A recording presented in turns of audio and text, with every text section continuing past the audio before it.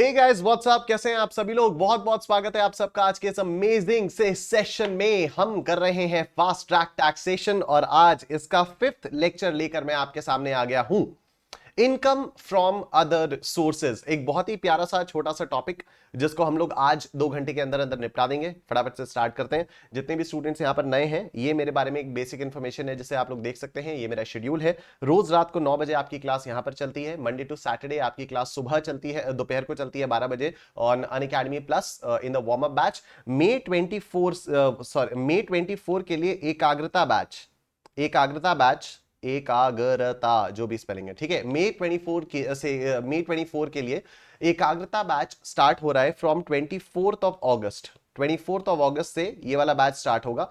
और इसमें Anshul sir accounts पढ़ाएंगे, दीपिका मैम लॉ पढ़ाएंगी और मैं पढ़ाऊंगा टैक्सेशन। मे 24 के लिए DT as well as IDT, पूरा का पूरा डायरेक्ट टैक्स और इनडायरेक्ट टैक्स एकदम फ्रॉम स्टार्टिंग हम लोग पढ़ाएंगे। मे 24 के लिए एकाग्रता बैच। तो इसके लिए आप अनअकैडमी प्लस का सब्सक्रिप्शन ले सकते हैं and if you use my code निश10 तो आपको मैक्सिमम पॉसिबल डिस्काउंट मिल जाएगा। मैंने एक स्ट्रैटेजी सेशन लिया हुआ था। स्ट्रैटेजी सेशन का लिंक आपको इस वीडियो के डिस्क्रिप्शन में मिल जाएगा। Do check it out. और जितने भी सेशंस अभी तक यहां पर हुए हैं उस सबकी एक प्रॉपर प्लेलिस्ट बनी हुई है। प्लेलिस्ट का लिंक आपको इस वीडियो के डिस्क्रिप्शन में मिल जाएगा। यहां पर जो भी मैं नोट्स यूज कर रहा हूं उन नोट्स का लिंक आपको इस वीडियो के डिस्क्रिप्शन में मिल जाएगा। जब आप नोट्स के लिंक पर जाएंगे तो वहां पर आपको एक स्प्रेडशीट दिखाई देगी शेड्यूल के नाम से। शेड्यूल वाली स्प्रेडशीट पर जब आप लोग जाओगे तो फिर आपको वहां पर आगे का मेरा टेंटेटिव पूरा शेड्यूल पता चल जाएगा कि कब कब कौन कौन से चैप्टर्स हमारे होने वाले हैं। अगर आपको एक्स्ट्रा क्वेश्चंस की प्रैक्टिस करनी है, जो कि आपको करनी ही चाहिए, तो मेरी टैक्स की किताब बहुत जल्दी से आउट हो जाएगी, तो आप उसको कर सकते हो। बाकी अगर आप लोगों ने मेरी रेगुलर क्लासेस की हुई हैं तो फिर आप वो रेगुलर नोट्स वाले क्वेश्चंस भी कर सकते हो। वो तो आपको करने ही करने हैं। बाकी और एक्स्ट्रा क्वेश्चंस के लिए यहाँ पर मेरी टैक्स की बुक जल्दी आने वाली है। जैसे ही आउट होगी मैं आप लोगों को इन्हीं क्लासेस के दौरान बता दूंगा। राइट, ये क्या हो गया? जिक क्या हो गया भाई? ये तो सब गायब ही हो गया है भी। ये तो सब गायब ही हो गया भाई। गायब क्यों हो गया भाई? आगे भी आ गया, वापस आ गया। ठीक है, तो एक्स्ट्रा क्वेश्चंस के लिए मेरी टैक्स की बुक जल्दी आ जाएगी। उसका मैं आपको इंफॉर्मेशन उसके यहीं पर दे दूंगा। बाकी इंडिविजुअल कोर्सेज अवेलेबल हो चुके हैं। ठीक है, तो if you want to purchase only my taxation course, चाहे वो डीटी का हो, चाहे आईडीटी का हो, चाहे कॉम्बो हो, तो उसका लिंक आपको इस वीडियो के डिस्क्रिप्शन में मिल जाएगा। आप वहां से ले सकते हो।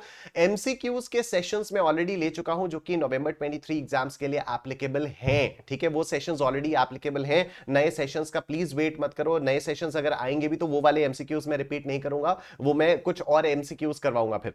ठीक है, जो एमसीक्यूज मैं ऑलरेडी ले चुका हूं वो सारे के सारे आप लोगों के लिए एप्लीकेबल हैं। उन एमसीक्यूज के सॉल्यूशंस में कोई अमेंडमेंट नहीं है।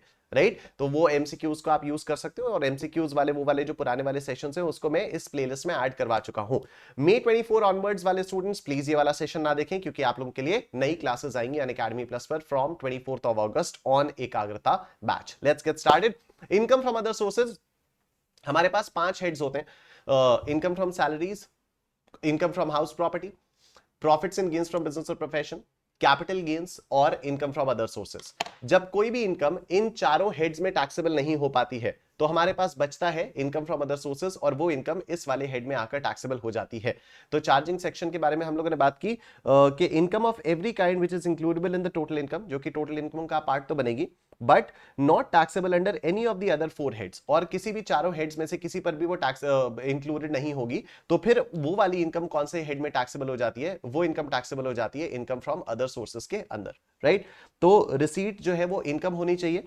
Such income must not be exempt as per any of the provisions of the act. वो इनकम exempt नहीं होनी चाहिए and it should not be taxed as income under any other heads of income, और वो किसी भी दूसरे head के अंदर टैक्सेबिलिटी उसकी नहीं होनी चाहिए।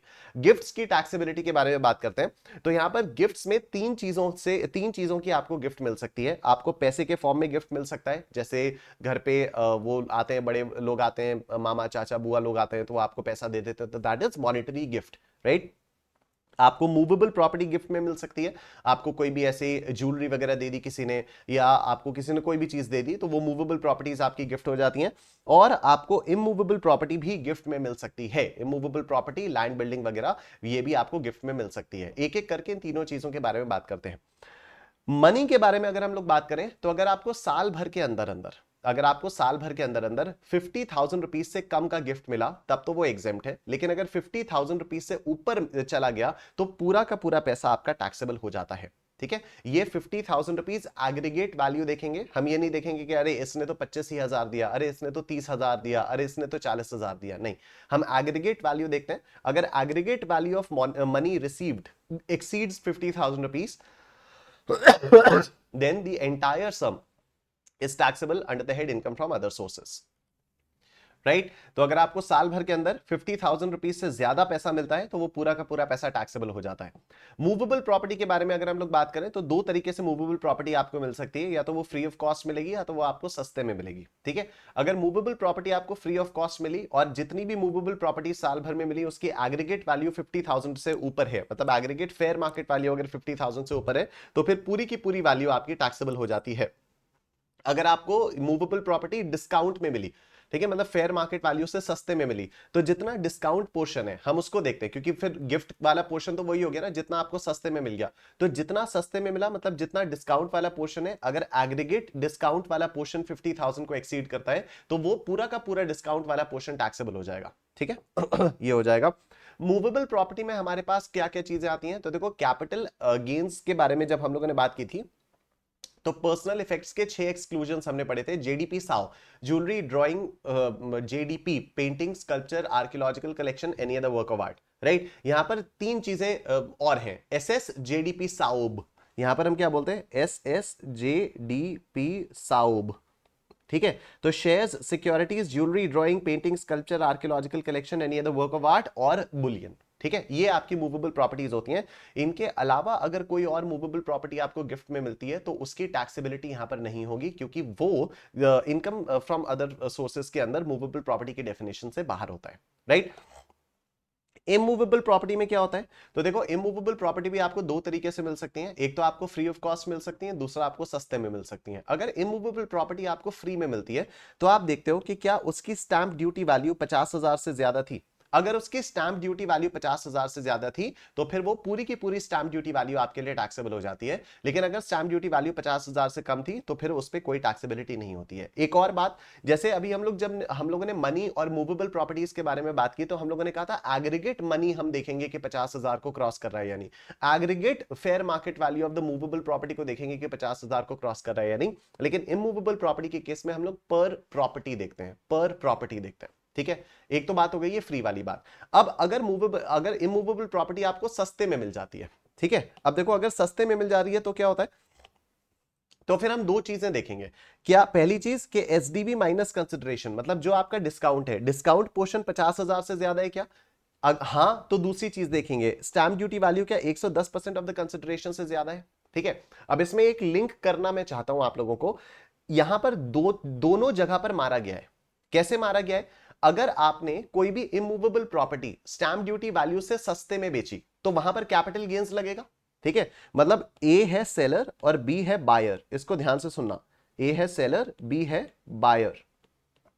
ठीक है, अगर इस बंदे ने 1,00,000 की प्रॉपर्टी, 1,00,000 की प्रॉपर्टी, या चलो हाँ, अगर इस बंदे ने 1,20,000 की प्रॉपर्टी 1,20,000 रुपीज एसडीवी थी, ठीक है, इसको सेल किया 1,00,000 रुपीज में, तो इसकी फुल वैल्यू ऑफ कंसिडरेशन क्या मानते थे, full value of consideration 1,20,000 rupees मानेंगे। हम लोगों ने कैपिटल गेन्स में देखा था कि SDV is greater than 110% of the sale consideration, तो एसडीवी को ही फुल वैल्यू ऑफ कंसिडरेशन मान लिया जाएगा।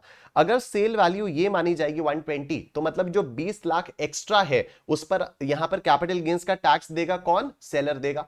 राइट, बायर के केस में क्या हुआ, बायर 1,20,000 की प्रॉपर्टी, बायर जो है वो 1,20,000 रुपए की प्रॉपर्टी कितने में खरीद रहा है, परचेज कंसिडरेशन क्या हुई, परचेज कंसिडरेशन हुई 1,00,000 रुपीस। ठीक है, तो अभी बायर की भी एसडीवी जो है वो 110% से तो ज्यादा है, मतलब ठीक है ये 50,000 से कम हो जाएगा डिस्काउंटेड पोर्शन, लेकिन ठीक है कोई बात नहीं। Right, just understand for an example, मैं एसडीवी वाले पोर्शन के बारे में बात कर रहा हूं, ऑब्वियसली यहां पर 50,000 से कम है तो उसको एक बार के लिए जाने दो। यहां पर अभी दूसरा कॉन्सेप्ट समझो जो मैं आपको समझा रहा हूं। ठीक है, या चलो मैं थोड़ा और वैसे ही फिगर्स ले लेता हूं तो आपको थोड़ी और अच्छी अंडरस्टैंडिंग होगी। ठीक, मान लो एसडीवी है, एसडीवी है, मान लो ए जो है वो मेरा सेलर है, ठीक है, बी जो है वो बायर है। ठीक है, A is the seller, B is the buyer. ठीक है, एसडीवी प्रॉपर्टी की क्या है, 5,50,000 50,000 रुपीज, 5,50,000 रुपीज। और सेल वैल्यू यहां पर कितनी दिखाई है? सेल वैल्यू सपोज यहां पर दिखाई हुई है 2 लाख रुपीज, ठीक है, सेल वैल्यू यहां पर दिखाई हुई है 2 लाख रुपीज। अब यहां पर जो बायर है उसकी परचेज कंसिडरेशन क्या होगी? 2 लाख रुपीज, लेकिन प्रॉपर्टी की स्टैंप ड्यूटी वैल्यू क्या है? स्टैंप ड्यूटी वैल्यू है 5,50,000 रुपीज, ठीक है। तो अगर हम सेलर के पॉइंट ऑफ व्यू से देखें तो क्या stamp duty value is greater than 110% of the sale consideration? Yes. तो यहां पर फुल वैल्यू ऑफ कंसिडरेशन क्या मानी जाएगी? 5,50,000 रुपीज मानी जाएगी। मतलब जो भी यहां पर डिफरेंस आ रहा है उसको इसमें इंक्लूड करने से सेलर से टैक्स ले लिया कैपिटल गेन्स का, राइट और यहां पर क्या हुआ? बायर के पॉइंट ऑफ व्यू से अगर देखो, यहां पर बायर का ये जो stamp duty value minus purchase consideration, difference 50,000 को क्रॉस कर रहा है, ठीक है। और यहां पर भी stamp duty value purchase value के 110% से ज्यादा है। तो यहां पर जो भी डिफरेंस होगा, यहां पर जो भी डिफरेंस होगा वो बायर के हाथ में टैक्सेबल हो जाएगा अंडर द हेड आईएफओएस, ठीक है। वो बायर के हाथ में टैक्सेबल हो जाएगा अंडर द हेड आईएफओएस। अब आप बोलोगे सर ये तो गलत है, क्योंकि सेम चीज पर दो बार टैक्स लिया जा रहा है, सेलर से भी टैक्स लिया जा रहा है सेम वैल्यू पर और बायर से भी टैक्स लिया जा रहा है सेम वैल्यू से। बिल्कुल भी गलत नहीं है, बिल्कुल सही है ये। आपको पता है स्टैंप ड्यूटी वैल्यू एक्चुअली बहुत कम होती है, और अगर कोई इंसान स्टैंप ड्यूटी वैल्यू से भी कम पर बेच रहा है, पक्का वो चोरी कर रहा है। तो यहां पर इस चोरी को रोकने के लिए दोनों पार्टीज को मारा, चोरी करने वाले को भी मारा, और सॉरी हाँ मतलब सेलर को भी मारा, ठीक है, और बायर को भी मारा, दोनों पार्टीज को मारा यहां पर, ठीक है, कि तुम दोनों के दोनों पार्टीज टू क्राइम हो, तो दोनों पार्टीज को मारा। जितना भी डिफरेंस है वो यहां पर फुल वैल्यू ऑफ कंसिडरेशन में इंक्लूड करके इससे कैपिटल गेन्स का टैक्स ले लिया और इससे इनकम फ्रॉम अदर सोर्सेज का टैक्स ले लिया, ठीक है। तो ये वाली बात हो जाती है। खैर आईएफओएस में टैक्सेबल होने के लिए दोनों चीजें मैटर करती हैं। एक तो जो डिस्काउंट वाली वैल्यू है वो 50,000 रुपीज से ऊपर होनी चाहिए, and stamp duty value should be greater than 110% of the consideration. और यहां पर भी ये पर प्रॉपर्टी देखा जाएगा, पर प्रॉपर्टी देखा जाएगा। तो सेक्शन 56 टू 10 में हम लोगों ने तीन चीजें पढ़ी, मनी, मूवेबल प्रॉपर्टी और इमूवेबल प्रॉपर्टी, ठीक है। मैं एक बार आप लोगों को फटाफट से ये दिखा देता हूं, उसके बाद फिर मैं कुछ और बताऊंगा। मनी में क्या हुआ? एग्रीगेट वैल्यू अगर 50,000 रुपीज पर एनम से ज्यादा है तो fully taxable, otherwise exempt. Movable property में अगर विदाउट कंसिडरेशन है, विदाउट कंसिडरेशन मतलब फ्री ऑफ कॉस्ट मिल रही है, अगर एग्रीगेट फेयर मार्केट वैल्यू 50,000 से ज्यादा है तो फुल्ली टैक्सेबल, अदरवाइज एग्जेम्प्ट। अगर लो कंसिडरेशन में मतलब डिस्काउंट वगैरह पे मिल रही है, तो अगर एग्रीगेट ऑफ डिस्काउंट 50,000 से ज्यादा है तो discount is taxable, otherwise exempt. Immovable property के बारे में अगर बात करें तो अगर ये विदाउट कंसिडरेशन मिल रहा है तो पर प्रॉपर्टी एसडीवी हम देखेंगे, अगर 50,000 से ज्यादा है तो फुल्ली टैक्सेबल, अदरवाइज एग्जेम्प्ट। और अगर डिस्काउंट पे मिल रहा है तो हम देखेंगे कि पर प्रॉपर्टी एसडीवी माइनस कंसिडरेशन 50,000 से ऊपर होना चाहिए, and SDV should be greater than 110% of the consideration. तो जो भी डिस्काउंट वाली वैल्यू है वो टैक्सेबल हो जाएगी, अदरवाइज ये डिस्काउंट वाली वैल्यू एग्जेम्प्ट हो जाएगी। दिस वाज सेक्शन 56 टू 10, ठीक है। अब यहां पर कुछ और चीजें आती हैं कि 56 टू 10 कहां कहां एप्लीकेबल नहीं होगा, ठीक है। तो बहुत सारी चीजें हैं यहां पर कि अगर आपको ये गिफ्ट इन लोगों से मिली या इस तरह से मिली तो 56 टू 10 की एप्लीकेबिलिटी नहीं आएगी, ठीक है। अगर आपको किसी रिलेटिव से मिलता है तो नहीं आएगा। अब यहां पर बात आती है कि रिलेटिव का मतलब क्या होता है, वो हम थोड़ी देर में पढ़ेंगे। On the occasion of marriage of the individual, अगर मेरी शादी है और तब मेरे को बहुत वो गिफ्ट वगैरह मिल रही है तो उस पर भी टैक्सेबिलिटी नहीं आएगी। शादियों में ऑब्वियसली कई सारे गेस्ट्स आते हैं और बहुत सारे लिफाफे देते हैं, 50,000 से ऊपर की कैश वैल्यू आ ही जाती है, राइट। तो शादी के अवसर पर अगर आपको मिल रहा है तब भी कोई टैक्सेबिलिटी नहीं आएगी। अंडर विल और बाय वे ऑफ इनहेरिटेंस, अगर मैं इनहेरिट कर रहा हूं या मुझे किसी की विल के थ्रू मिल रहा है तब भी मेरे ऊपर टैक्सेबिलिटी नहीं आएगी। In contemplation of death by the payer और डोनर एज अ केस में भी, अगर कोई इंसान बस ऐसा लग रहा है कि वो मरने ही वाला है और मरने से जस्ट पहले उसने किसी को गिफ्ट दे दी, और तो जिस बंदे को गिफ्ट मिली है उसके ऊपर कोई टैक्सेबिलिटी नहीं आएगी। अगर किसी लोकल अथॉरिटी से गिफ्ट मिली है तो टैक्सेबिलिटी नहीं अराइज होगी। फ्रॉम एनी फंड और फाउंडेशन और यूनिवर्सिटी और any other educational institution, trust और institution registered trust institution, transaction not regarded as transfer, और सेक्शन 47 वाले जो हम लोगों ने बहुत सारे पढ़े थे कैपिटल गेन्स में, trust such class of persons and subject to such conditions as may be prescribed, ये सब हो गया। अच्छा यहां पर ये जो चीज है from such class of persons and subject to such conditions as may be prescribed, देखो आप लोगों के लिए इंपॉर्टेंट क्या है, आप लोगों के लिए ये याद रखना इंपॉर्टेंट है कि भाई रिलेटिव से मिला तो गिफ्ट जो है वो टैक्स फ्री है, शादी के अवसर पर मिली तो गिफ्ट टैक्स फ्री है। विल इनहेरिटेंस याद रख लेना, ये इन कंटेम्पलेशन ऑफ डेथ याद रख लेना।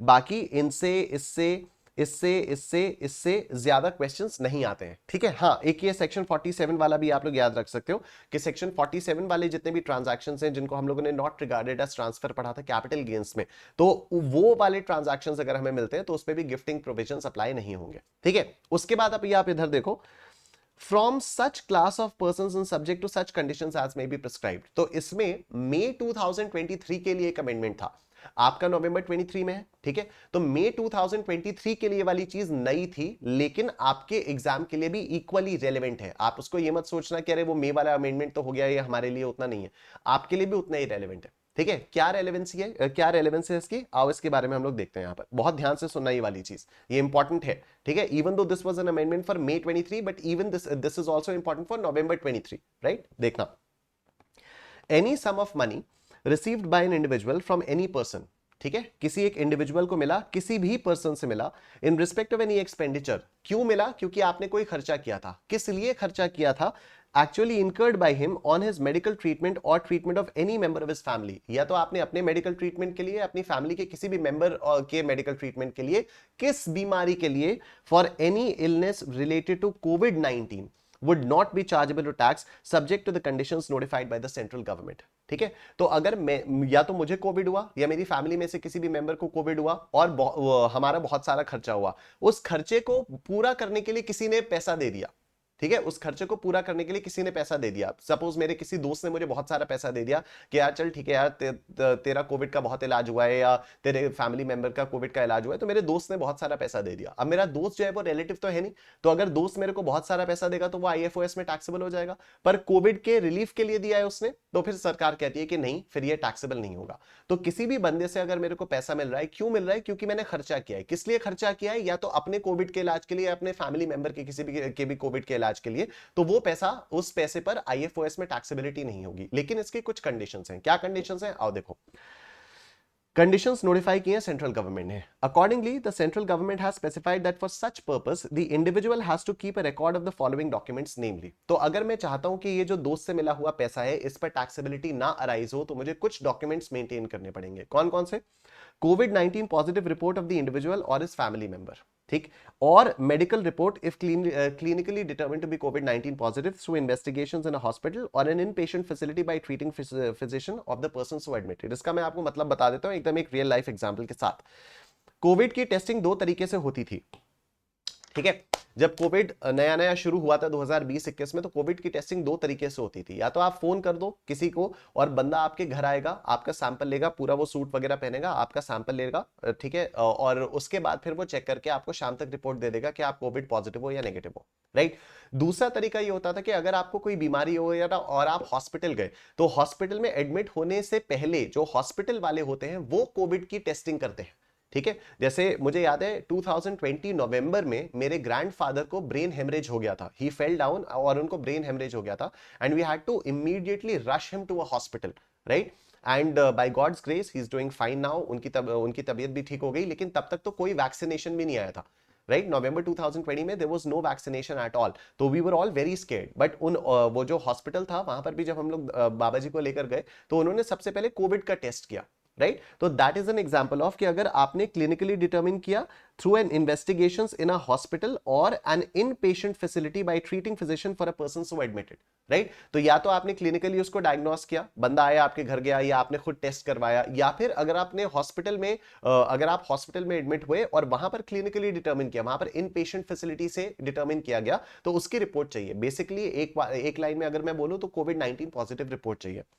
All necessary documents of medical diagnosis or treatment of the individual or family member due to COVID-19 or illness related to COVID-19 suffered within 6 months from the date of being determined COVID-19 positive, ठीक है। तो जब आप कोविड-19 positive determine हो गए, तो उसके अगले 6 महीने के अंदर अंदर जितने भी आपके इलाज हुए, जितने भी आपके डायग्नोसिस हुए, जो भी आपके मेडिकल बिल्स हुए, जो भी आपके ट्रीटिंग कंसल्टेंसी बिल्स हुए, वो सारे के सारे आपको डॉक्यूमेंट्स रखने होंगे। The details of amounts so received in any financial year has to be furnished in the prescribed form to the income tax department within 9 months from the end of such financial year or 31st December 2022, whichever is later. तो यहां पर ये बोला गया है कि जितना भी पैसा मेरे दोस्त ने मेरे को दिया कोविड-19 के ट्रीटमेंट के लिए, इस पैसे की इंफॉर्मेशन मुझे इनकम टैक्स डिपार्टमेंट को देनी होगी जिस फाइनेंशियल ईयर में ये पैसा मिला उससे 9 महीने के अंदर अंदर, या 31st December 2022, whichever is later, right. तो अभी मान लो जैसे टुडेज 5th अगस्त 2023, ठीक है। हमारा प्रीवियस ईयर 22-23 है, तो हम एक बार के लिए इसकी डेट मान लेते हैं 5th अगस्त 2022, ठीक है, हम मान लेते हैं 5 अगस्त 2022। तो अगर मान लो 5 अगस्त 2022 को बहुत सारा पैसा मिला या कुछ भी मिला, तो उसके प्रीवियस ईयर कौन सा आ गया, प्रीवियस ईयर 22 23 आ गया। तो प्रीवियस ईयर 22 23 कब खत्म हुआ, 31 मार्च 2023 को खत्म हुआ। तो वहां से 9 महीने यानी 31 दिसंबर 2023 तक मुझे इनकम टैक्स डिपार्टमेंट को एक प्रिस्क्राइब्ड फॉर्म में इस पैसे के बारे में बताना होगा। ठीक है, 31 दिसंबर 2023 या 31 दिसंबर 2022 विच एवर इज लेटर। तो ऑब्वियसली लेटर कौन सा हो जाएगा, 31 दिसंबर 2023, राइट।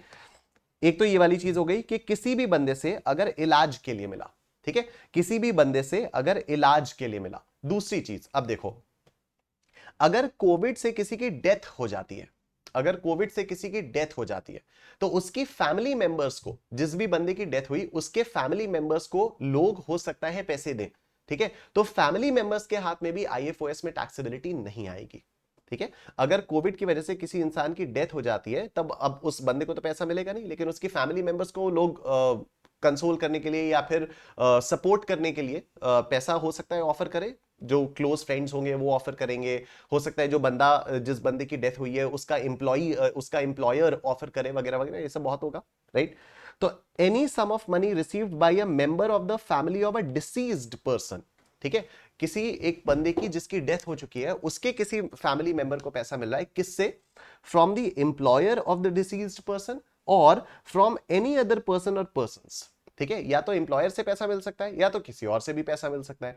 अगर एम्प्लॉयर से पैसा मिल रहा है तो कितना भी पैसा एम्प्लॉयर दे दे वो टैक्स फ्री रहेगा। ठीक है, अगर किसी बंदे के किसी डिसीज बंदे के एम्प्लॉयर से पैसा मिल रहा है कोविड 19 की डेथ की वजह से, तो वो कितना भी पैसा दे वो आपका टैक्स फ्री रहेगा। लेकिन अगर किसी और बंदे से मिल रहा है तो 10 लाख रुपए तक टैक्स फ्री होगा, 10 लाख के ऊपर फिर आईएफओएस में टैक्सेबिलिटी आ जाएगी। ठीक, तो देखो क्या लिखा हुआ है यहां पर, any sum of money received by a member of the family of a deceased person from the employer of deceased person without any limit, or from any other person or persons to the extent that such sum or aggregate of such sums is less than equal to 10 lakh rupees would not be chargeable to tax where the cause of death of such person is illness related to COVID-19।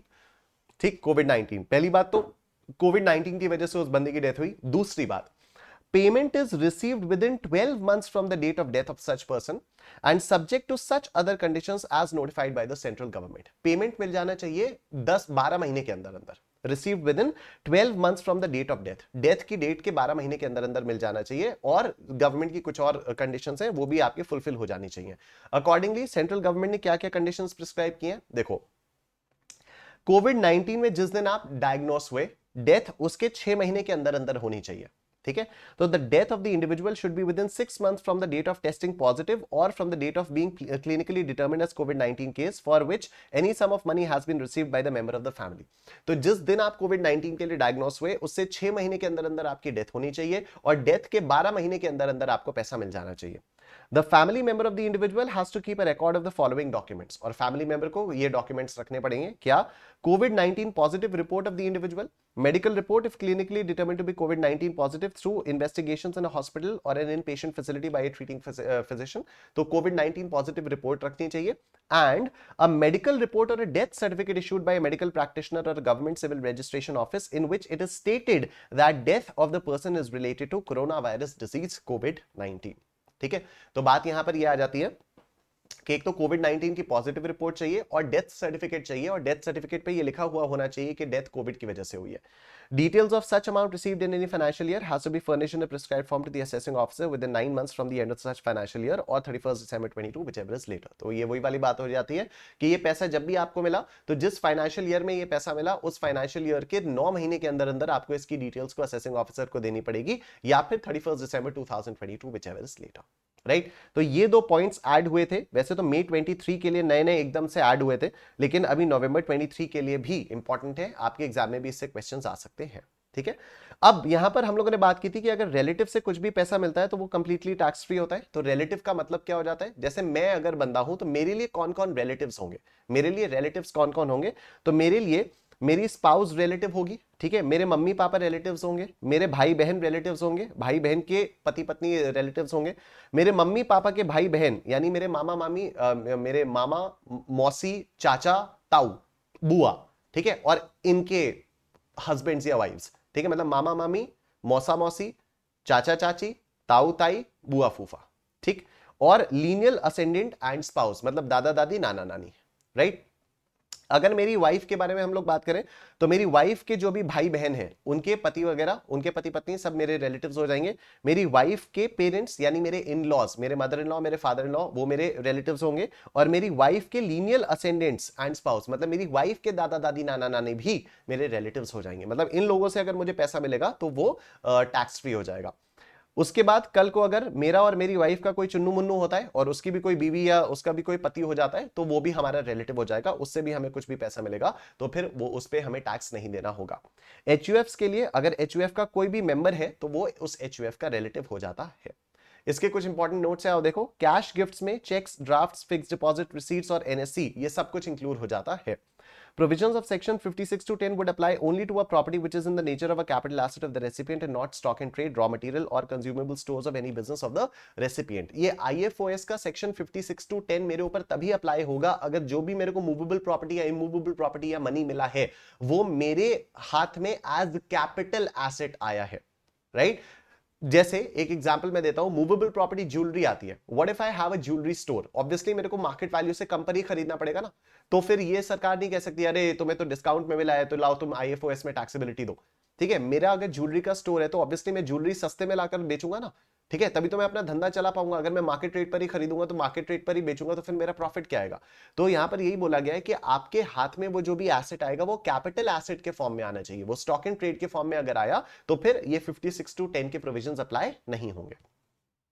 Therefore, only transfer of a capital asset without consideration or for inadequate consideration would attract the provisions of section 56 to 10.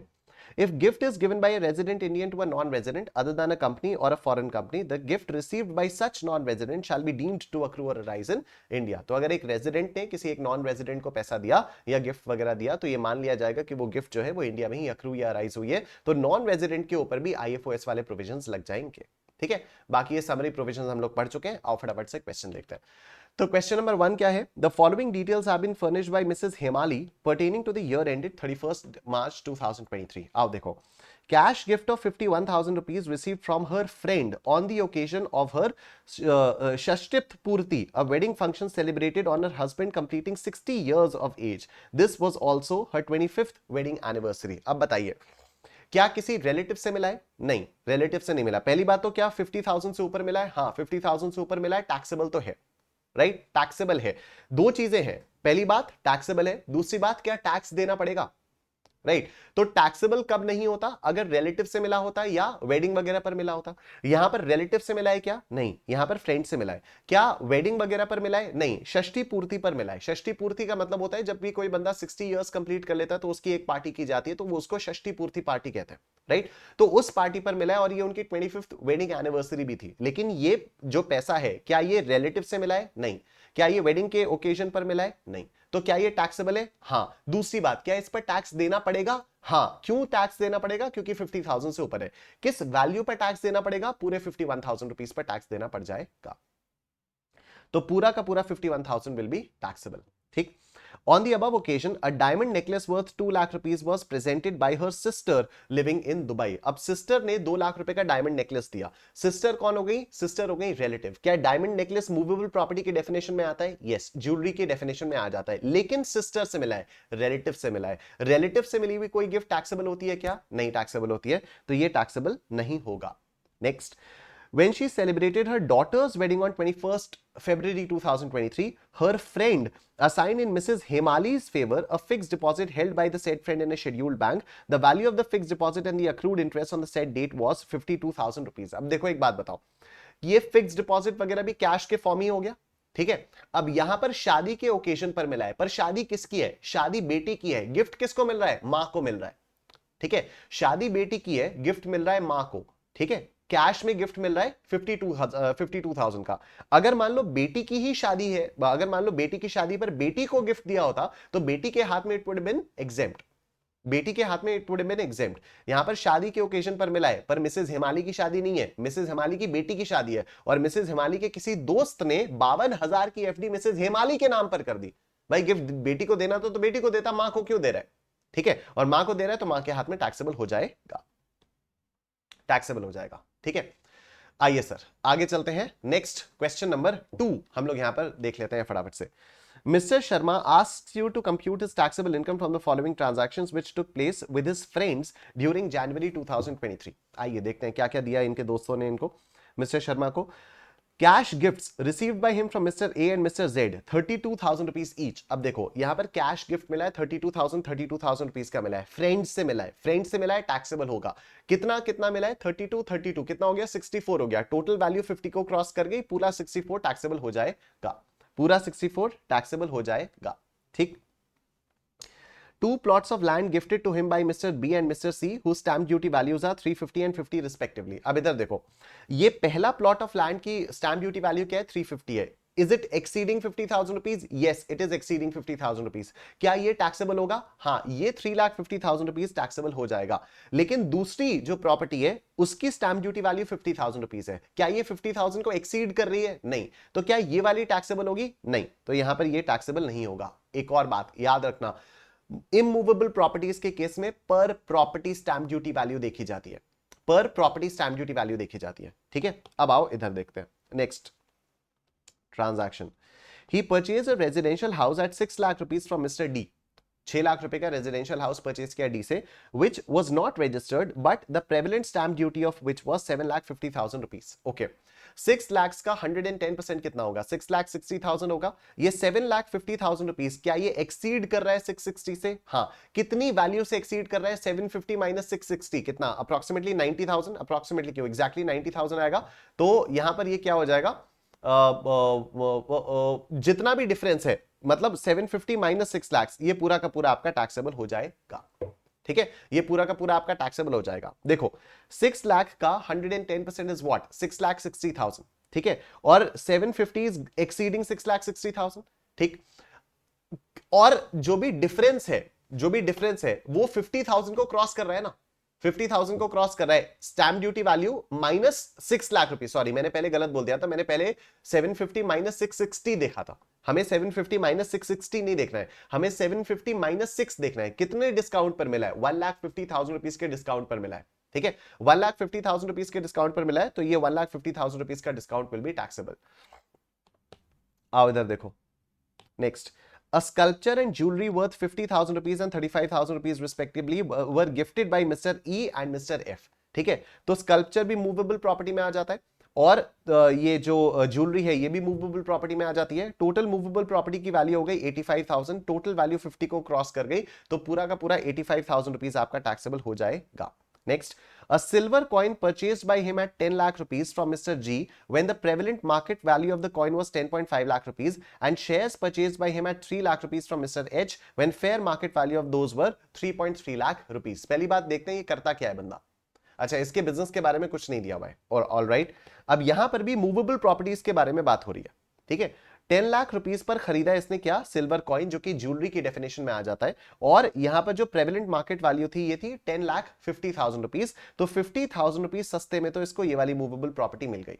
ठीक है, shares इसने purchase किए 3 lakh rupees में, जबकि shares की fair market value थी 3.3 लाख, यानी 3,30,000 rupees. Difference कितना हो गया? 30,000 रुपीस का डिफरेंस हो गया।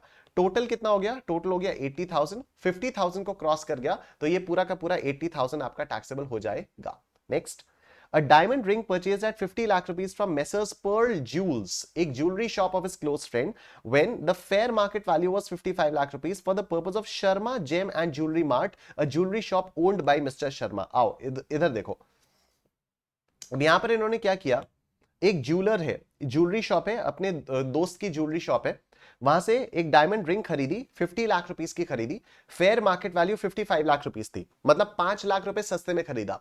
पर किसके लिए खरीदा? For the purpose of Sharma gem and jewellery mart. ये क्या है? This is a jewellery shop owned by mister Sharma. Mister Sharma ने अपनी ज्वेलरी शॉप के लिए 55 लाख रुपीस की रिंग 50 लाख रुपीस में खरीदी, तो अपनी दुकान के लिए तो खरीदेगा ही ना, तभी तो उसको 55 में बेच के प्रॉफिट कमा पाएगा। ठीक है, तो यहां पर इसने ये जो 50 लाख रुपीस में रिंग खरीदी है, even though this is jewellery, even though this is movable property, even though this should be taxed, but since it has been acquired as stock in trade, it will not be taxable. Section 56 to 10 will not be applicable. Right, ये आपकी बात हो जाती है। आओ next question देखते हैं, question number 3, उसके बाद हम लोग फिर कुछ और भी क्वेश्चन, एक क्वेश्चन और देखेंगे, उसके बाद हम लोग आगे बढ़ेंगे। इधर देखो, decide the following transactions in the context of income tax act 1961। Mr. B transferred 500 shares of Reliance Industries Limited to Messrs. B Company Private Limited on 10th October 2022 for 3 lakh rupees when the market price was 5 lakh rupees। अच्छा, अब यहां पर क्या हुआ, Reliance Industries Limited के shares mister B ने 5 lakh rupees की market value थी, 3 लाख रुपीस में ट्रांसफर कर दिए। Indexed cost of acquisition of shares for mister B was computed as 4,45,000 rupees. ठीक है, कोई दिक्कत वाली बात नहीं है। The transfer was not subject to securities transaction tax. Determine the income chargeable to tax in the hands of mister B and Mrs B company private limited because of the above said transaction. ठीक है, okay, यहां पर क्या दिया हुआ है, यहां पर दिया हुआ है securities transaction tax was not paid, ये है ना। The transfer was not subjected to securities transaction tax. When the transfer was not subject to securities transaction tax, इसका मतलब किसी रिकॉग्नाइज्ड स्टॉक एक्सचेंज के थ्रू सेल नहीं हुई है। और अगर किसी रिकॉग्नाइज्ड स्टॉक एक्सचेंज के थ्रू सेल नहीं हुई है तो क्या हम लोग वो कैपिटल गेन्स वाली चीज लगाएंगे? नहीं लगाएंगे। तभी यहां पर indexed cost of acquisition compute की गई है, तभी यहां पर indexed cost of acquisition compute की गई है, राइट। तो यहां पर फुल वैल्यू ऑफ कंसिडरेशन क्या मानी जाएगी, यहां पर फुल वैल्यू ऑफ कंसिडरेशन ये मान ली जाएगी। ठीक है, याद करो हम लोगों ने कल कैपिटल गेन्स वाले चैप्टर में कहा था कि अगर आप अनकोटेड शेयर्स, अगर आप अनलिस्टेड शेयर्स को बेचते हो, ठीक है, at less than the fair market value, तो फुल वैल्यू ऑफ कंसिडरेशन क्या मान ली जाएगी, द फेयर मार्केट वैल्यू। यहां पर मार्केट प्राइस 5 लाख रुपए, आप 3 लाख रुपीस में नहीं सेल कर सकते हो, फुल वैल्यू ऑफ कंसिडरेशन ये आएगी। आपके दिमाग में आ रहा होगा sir Reliance Industries limited listed company है, ठीक है, वो आपकी दुनिया में लिस्टेड कंपनी है, इस वाली दुनिया में लिस्टेड कंपनी नहीं है।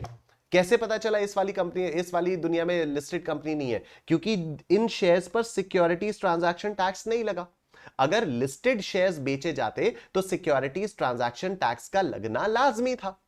ठीक है, तो यहां पर अगर सिक्योरिटीज ट्रांजैक्शन टैक्स नहीं लगा है, इसका मतलब शेयर्स लिस्टेड नहीं है। आप सिर्फ रिलायंस इंडस्ट्रीज लिमिटेड देखकर नहीं बोल सकते कि ये कंपनी लिस्टेड है। ठीक है, मैंने कल आपको बताया था कि usually listed companies, usually limited जो कंपनीज होती हैं वो लिस्टेड होती हैं, लेकिन कई बार क्वेश्चन में ऐसा कोई हिंट रहता है जिससे पता चलता है कि this is not a listed company, and this is one of those questions, and that is why I have selected this question for the fast track match, right. तो इसी नाम पे, इसी बात पे लाइक कर दो वीडियो को, इसी बात पे फटाफट से वीडियो को लाइक कर दो।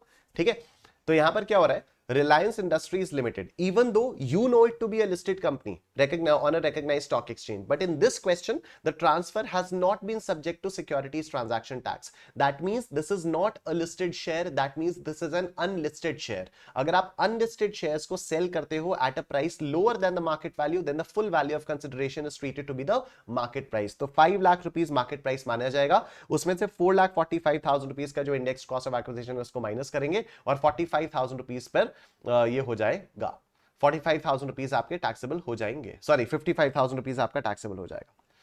ठीक है, तो it is presumed that the shares of R private limited are unquoted shares. वैसे तो प्राइवेट लिमिटेड लिखा नहीं है, रिलायंस इंडस्ट्रीज लिमिटेड लिखा है, लेकिन ठीक है, कोई बात नहीं। ठीक है, ये वाली चीज आ गई।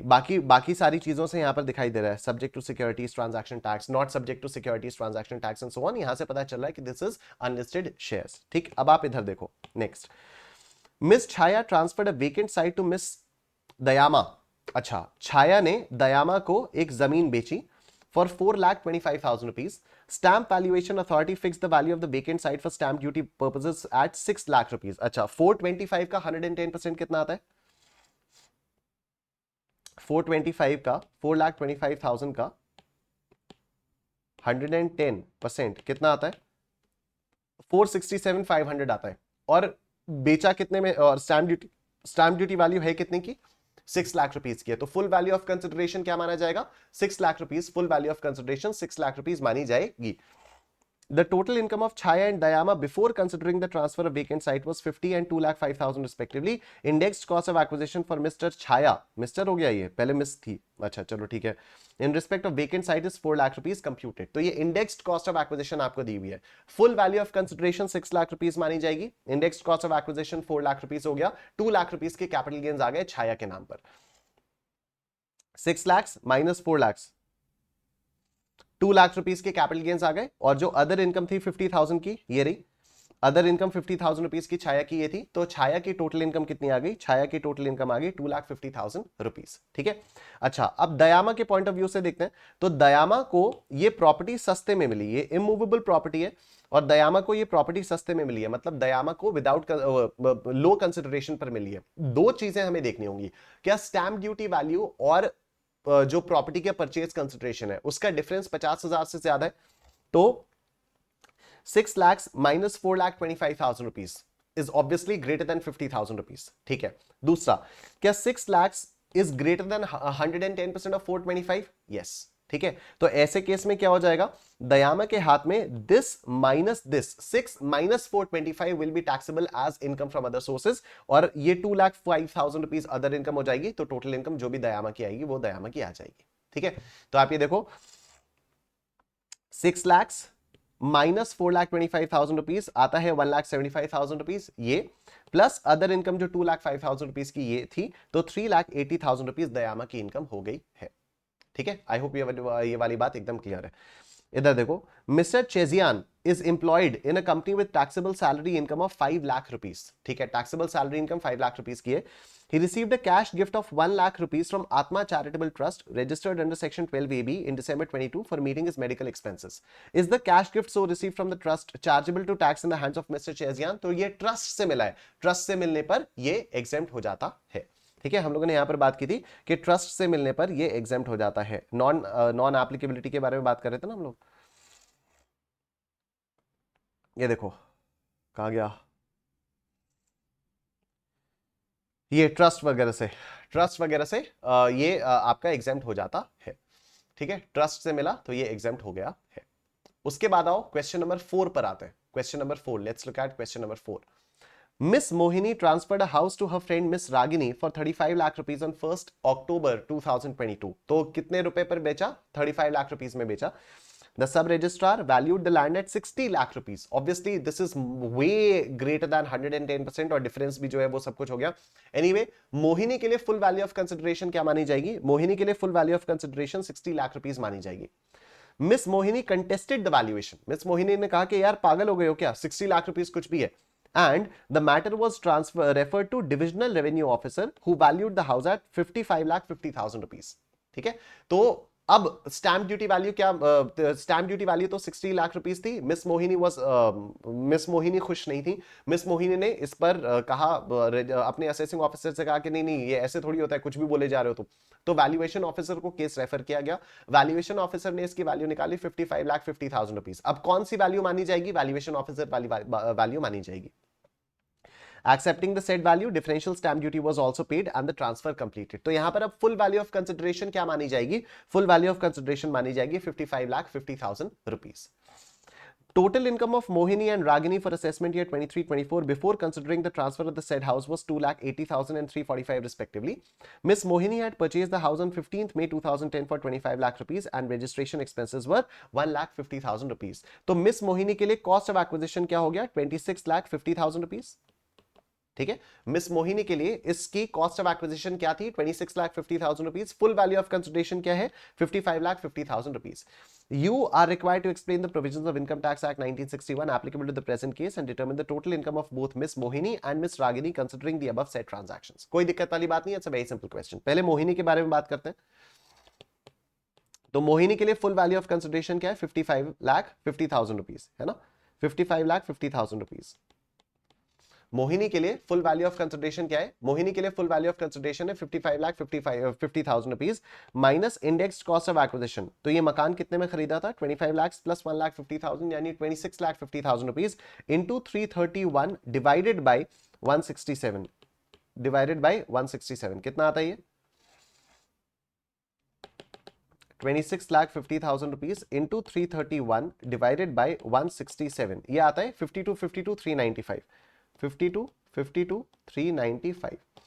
तो ये कितना हो गया, 55,50,000 माइनस 52,52,395, ये आ जाता है आपका 297,605, 297,605। ये तो आ गए लॉन्ग टर्म कैपिटल गेन्स। और मोहिनी की अदर इनकम भी कुछ दी हुई है क्या, मोहिनी की other income, the total income of Mohini is 2,80,000 rupees. तो 2,80,000 रुपीज आप इसमें जोड़ दोगे प्लस 2,80,000 रुपीज आपने इसमें जोड़ दिया, 5,77,605 is the income of Mohini, is the total income of Mohini. अब हम रागिनी के बारे में बात करते हैं। रागिनी को ये मकान मिल गया है सस्ते में, रागिनी को ये मकान मिल गया है सस्ते में, वैल्यू कौन सी ली जाएगी? रागिनी के लिए वैल्यू 60 लाख रुपीस ली जाएगी या 5550 ली जाएगी? ऑब्वियसली 5550 ली जाएगी। सेम चीजें यहां पर भी एप्लीकेबल होगी। अगर स्टैंप ड्यूटी वैल्यू मोहिनी के लिए 5550 ली गई तो यहां पर रागिनी के लिए भी 5550 ली जाएगी। अब आप इधर देखो, क्या 5550 माइनस 35 50,000 से ज्यादा है? ऑफ कोर्स बहुत ज्यादा है। क्या 110% से ज्यादा है? ऑफ कोर्स बहुत ज्यादा है। तो सिंपली 5550 माइनस 35 जो भी आएगा वो रागिनी के हाथ में IFOS हो जाएगा। 5550 minus 35, 20,50,000 rupees, 20,50,000 rupees is the income from other sources, is the income from other sources for Ragini. और रागिनी की ये इनकम और है, सॉरी हाँ ये इनकम और है 3,45,000 और है। तो रागिनी की टोटल इनकम कितनी हो गई? रागिनी की टोटल इनकम हो गई 23,95,000 रुपीज। ठीक है, रागिनी की टोटल इनकम हो गई 23,95,000 रुपीज। सॉल्यूशंस मैंने दिए हुए, आप लोग इसका प्रेजेंटेशन देख लीजिएगा। ठीक, अब अगर गिफ्ट मिली है मुझे, अगर मुझे गिफ्ट मिली है तो what will be the cost of acquisition, what will be the date of acquisition? क्यों जरूरी है ये? क्योंकि अगर मुझे गिफ्ट मिली है तो मैं आगे किसी ना किसी को तो बेचूंगा ना, तो मेरे लिए कॉस्ट ऑफ एक्विजिशन क्या होगी और मेरे लिए डेट ऑफ एक्विजिशन क्या होगी, राइट? तो अगर बात यह आई है कि अगर मेरे को गिफ्ट मिली और मैंने उस पर IFOS में टैक्स पे कर दिया तो सरकार को टैक्स मिल गया, तो अब सरकार मुझे तंग नहीं करेगी। अगर मैंने IFOS में टैक्स पे कर दिया तो cost of acquisition will be SDV and date of acquisition will be the date of receiving the gift. ठीक है, लेकिन अगर मैंने IFOS में टैक्स नहीं पे किया, फॉर एग्जाम्पल अगर मुझे मेरे पापा से कोई इमूवेबल प्रॉपर्टी गिफ्ट मिली, ठीक है, अगर मुझे मेरे पापा से कोई इमूवेबल प्रॉपर्टी गिफ्ट मिली तो फिर क्या होगा? पापा तो मेरे रिलेटिव हो गए। अब याद करना, हम लोगों ने कैपिटल गेन्स में भी जितने भी इस टाइप के क्वेश्चंस किए थे ना कि प्रीवियस ओनर से मिला फिर उसको सेल कर दिया वगैरह वगैरह, तो वो आप हमेशा देखना रिलेटिव से ही मिला था, तभी जो प्रीवियस ओनर से मिलने पर IFOS की टैक्सेबिलिटी नहीं आई थी और cost of acquisition was taken to be the cost to the previous owner, right? तो यहां पर वही बात थी कि अगर मुझे मेरे पापा से मिला कोई गिफ्ट मिली तो मेरे पापा तो मेरे रिलेटिव हो गए। अगर पापा मेरे को कोई मकान गिफ्ट देते हैं तो फिर क्या उस पर मेरे को IFOS में टैक्स देना पड़ेगा? नहीं। तो फिर अब जब मैं इस मकान को आगे बेचूंगा तो the cost of acquisition will be the cost that my father had paid to acquire that house property and the period of holding will be considered of both the parties. पापा वाला भी पीरियड ऑफ होल्डिंग आएगा और मेरा वाला भी आएगा, मतलब date of acquisition of the previous owner consider की जाएगी। ठीक, Mr. Subramani sold a house plot to Mrs. Vimla for 45 lakh rupees on 12th May 2022. Subramani ने विमला को बेचा 45 लाख रुपीस में। The valuation determined by Stamp Valuation Authority was 53 lakhs. ठीक है, 45 lakhs का 110% कितना आएगा? 45 plus 4.5 which is 49.5. ठीक है, 49,50,000 रुपीज आएगा। Clearly 53 lakh rupees is greater than 49,50,000 rupees, तो full value of consideration will be 53 lakh rupees. Discuss the tax consequence of the above in the hands of each one of them with Mr Subramani and Mrs Vimala. ठीक है, सुब्रमणी के हाथ में full value of consideration आएगी 53 lakh rupees, ठीक है, और cost of acquisition जो भी आएगी वो उसका इंडेक्सेशन वगैरह करने के बाद, अगर इंडेक्सेशन की जरूरत होगी तो इंडेक्सेशन, नहीं तो ऐसे ही, और उसके हाथ में टैक्सेबिलिटी हो जाएगी। अब देखो यहां पर ना दिया नहीं है कि सुब्रमणी की कॉस्ट ऑफ एक्विजिशन थी क्या, यहां नहीं दिया है कि सुब्रमणी की कॉस्ट ऑफ एक्विजिशन क्या थी, और यहां पर यह भी नहीं बोला है कि कंप्यूट करना है, यहां पर सिंपली बोला है discuss the tax consequences of the above.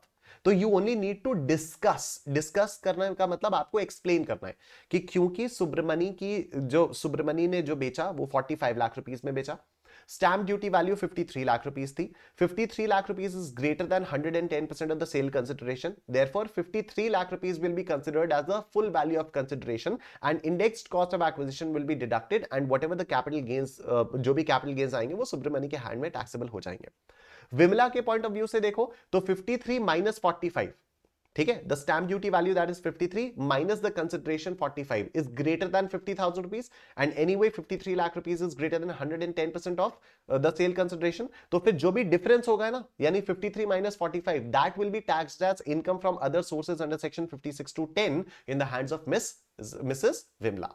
आगे देखो, Mrs. Vimla has sold this plot to Miss Padmaja on 21st March 2023 for 55 lakh rupees. The valuation as per Stamp Value Authority remains the same at 53 lakh rupees. Compute the capital gains arising on sale of the house plot by Mrs. Vimla. अब यहां पर क्या बोला है? यहां बोला है compute करो, यहां बोला है कंप्यूट करो। आओ देखो, beautiful question, beautiful question, beautiful. ठीक है, यहां क्या बोला है, यहां पर बोला है कंप्यूट करो। अब देखो, अगर मिसेस विमला ने यहां पर जब सुब्रमणी से ये प्रॉपर्टी मिसेस विमला ने खरीदी थी, तो मिसेस विमला ने इस पर आईएफओएस में टैक्स भरा ना। मैंने आपको बताया 53 minus 45 will be taxed as IFOS under section 56 to 10 in the hands of Mrs. Vimla.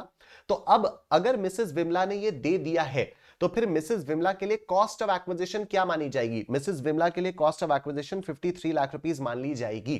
Date of acquisition क्या मानी जाएगी? डेट ऑफ एक्विजिशन 12 मई 2022 मान ली जाएगी। उसके बाद मिसेस विमला ने इसको पद्मजा को बेच दिया ऑन 21 मार्च 2023। अब मेरे को एक बात बताओ, 12 मई 2022 से 21 मार्च 2023, क्या 2 साल पूरे हुए? नहीं, 2 साल से अंदर ही बेच दिया, 2 साल के अंदर ही बेच दिया। क्या सिग्निफिकेंस है? 2 साल के अंदर बेच दिया मतलब ये शॉर्ट टर्म कैपिटल एसेट बिका है। कितने में बिका है? 55 लाख रुपीस में बिका है। लेकिन सर स्टैंप ड्यूटी वैल्यू तो 53 लाख रुपीस थी, क्या फर्क पड़ता है? पंगा तो तब आएगा अगर स्टैंप ड्यूटी वैल्यू 55 से ज्यादा होती। अगर स्टैंप ड्यूटी वैल्यू कम है, आप ज्यादा पर बेच रहे हो, मतलब आप खुद से कह रहे हो कि अरे स्टैंप ड्यूटी वैल्यू भाड़ में गई, हम ज्यादा पर बेच रहे हैं, मतलब आप खुद से सरकार को ज्यादा टैक्स ऑफर कर रहे हो। ठीक है, तो फिर सरकार को थोड़ी कोई इशू होगा। तो full value of consideration will B 55 lakh rupees. 55 lakh rupees full value of consideration minus 53 lakh rupees, 2 lakh rupees will be the short term capital gains in the hands of Mrs. Vimla when she will sell this property to Mrs. Padmaja। ठीक, note में यहां पर दिया हुआ है, none of the parties with Mr. Subramani, Mrs. Vimla and Mrs. Padmaja are related to each other, the transactions are between outsiders। तो ये सारी चीजें यहां पर दी हुई है। ठीक है, in the hands of mister Subramani, यहां पर पूरा का पूरा डिस्कशन दिया हुआ है। In the hands of missus Vimala on acquisition of property from mister Subramani, ये दिया हुआ है कि यहां पर जो डिफरेंस होगा वो टैक्सेबल हो जाएगा। 8 लाख रुपीस जो डिफरेंस है वो टैक्सेबल हो जाएगा। फिर जब इन्होंने प्रॉपर्टी मिसेस पद्मजा को बेची तो 24 महीने के अंदर अंदर बेचती, इसलिए short term capital gains rise होंगे। 53 लाख रुपीस के कोई रेलेवेंस नहीं है क्योंकि एक्चुअल सेल कंसिडरेशन से ये कम है। 53 लाख रुपीस इसके लिए कॉस्ट ऑफ एक्विजिशन हो जाएगी क्योंकि इसने आईएफओएस में यहां पर टैक्स पे किया हुआ है। 55 माइनस 53, 2 लाख रुपीस पर इसको कैपिटल गेन्स का टैक्स लग जाएगा। आई एम श्योर सबको समझ में आ गया। बोलो निश्चय फॉरएवर, बोलो निश्चय फॉरएवर। ठीक,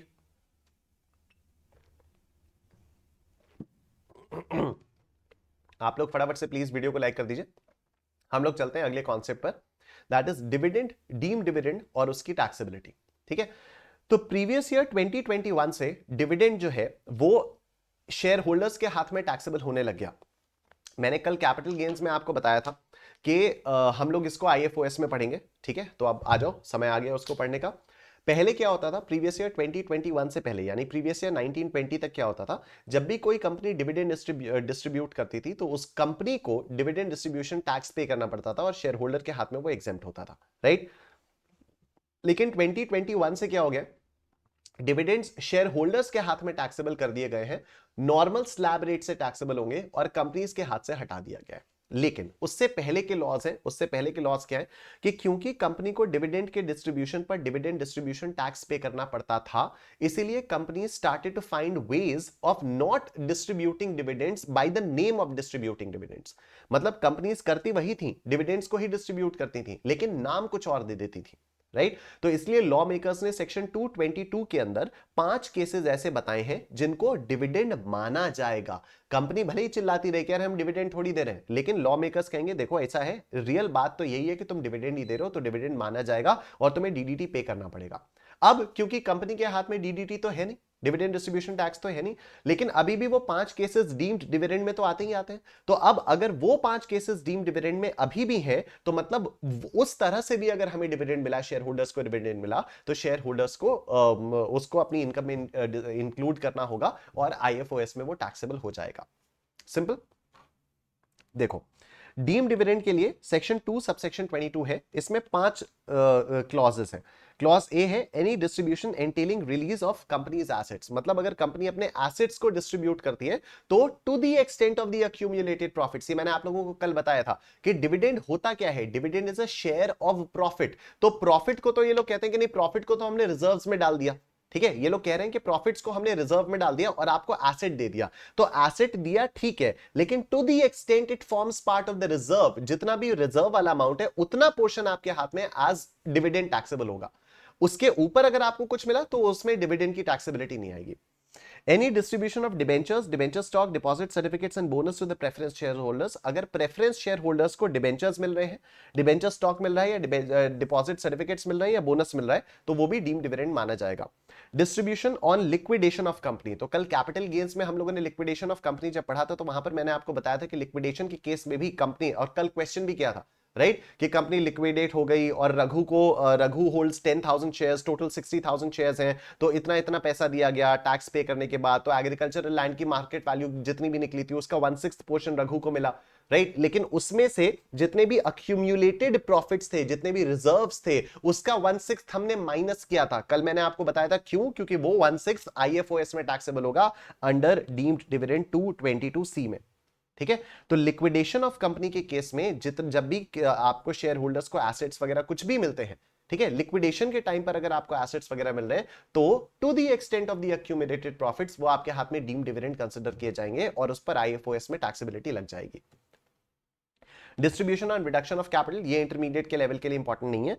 Any payment by way of loan or advance by a closely held company to a shareholder holding substantial interest, provided the loan should not have been made in ordinary course of business and money lending should not be a substantial part of the company's business. Now, this is a very, very important part for CA intermediate. ठीक है, जैसे शुचिता प्रकाशन private limited एक closely held company है। Closely held companies का मतलब होता है प्राइवेट लिमिटेड कंपनीज।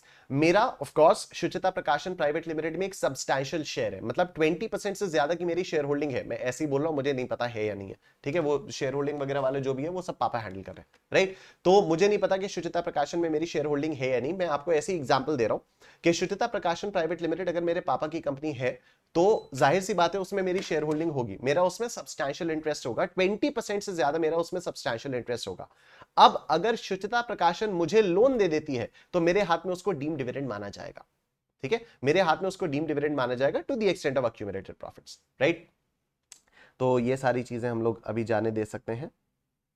इस पर ही आ जाते हैं 222E पर, क्योंकि आईएफओएस में सबसे ज्यादा इंपॉर्टेंट ये वाली चीज है 222E। ठीक है, तो शुचिता प्रकाशन private limited is a closely held company and I am a share holder holding more than 10% of the equity in this company. ठीक है, मैंने 20 बोल दिया था, 10 है राइट।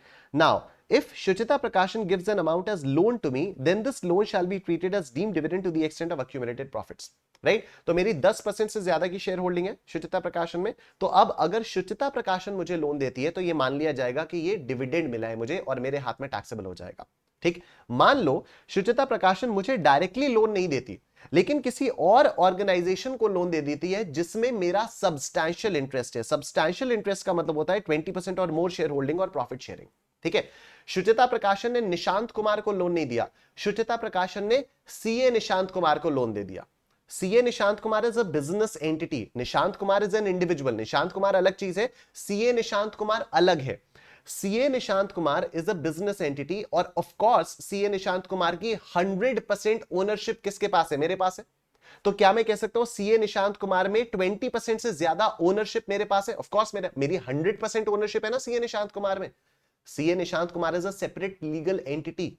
ठीक है, बाय द वे, तो सीए निशांत कुमार एक रजिस्टर्ड एंटिटी है। अब शुचिता प्रकाशन ने क्या किया? निशांत कुमार को लोन नहीं दिया, सीए निशांत कुमार को लोन दे दिया। शुचिता प्रकाशन ने सीए निशांत कुमार को लोन दे दिया, तब भी यही माना जाएगा कि निशांत कुमार को डिविडेंड मिला है। तब भी ये माना जाएगा कि निशांत कुमार को डिविडेंड मिला है। ठीक, now suppose I ask Shuchita Prakashan to give some loan or advance to some other person on my behalf or for my benefit. ठीक है, मैंने कहा कि मेरे को लोन मत दो, सीए निशांत कुमार को भी लोन मत दो, तुम ना उस बंदे को लोन दे दो, मुझे उसको कुछ पैसा देना था, शुचिता प्रकाशन ने उसको पैसा दे दिया।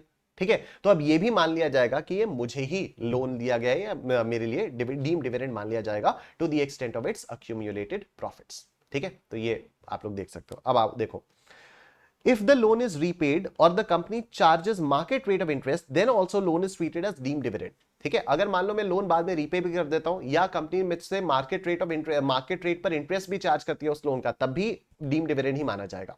If the company is engaged in money lending business and the loan is given in ordinary course of business, then it is not treated as deemed dividend. ठीक है, अगर बिजनेस लोन दिया है, अगर कंपनी मनी लेंडिंग के business में ही है और उसी तरह से ऑर्डिनरी कोर्स ऑफ बिजनेस में लोन दिया है, तब डीम डिविडेंड नहीं माना जाएगा।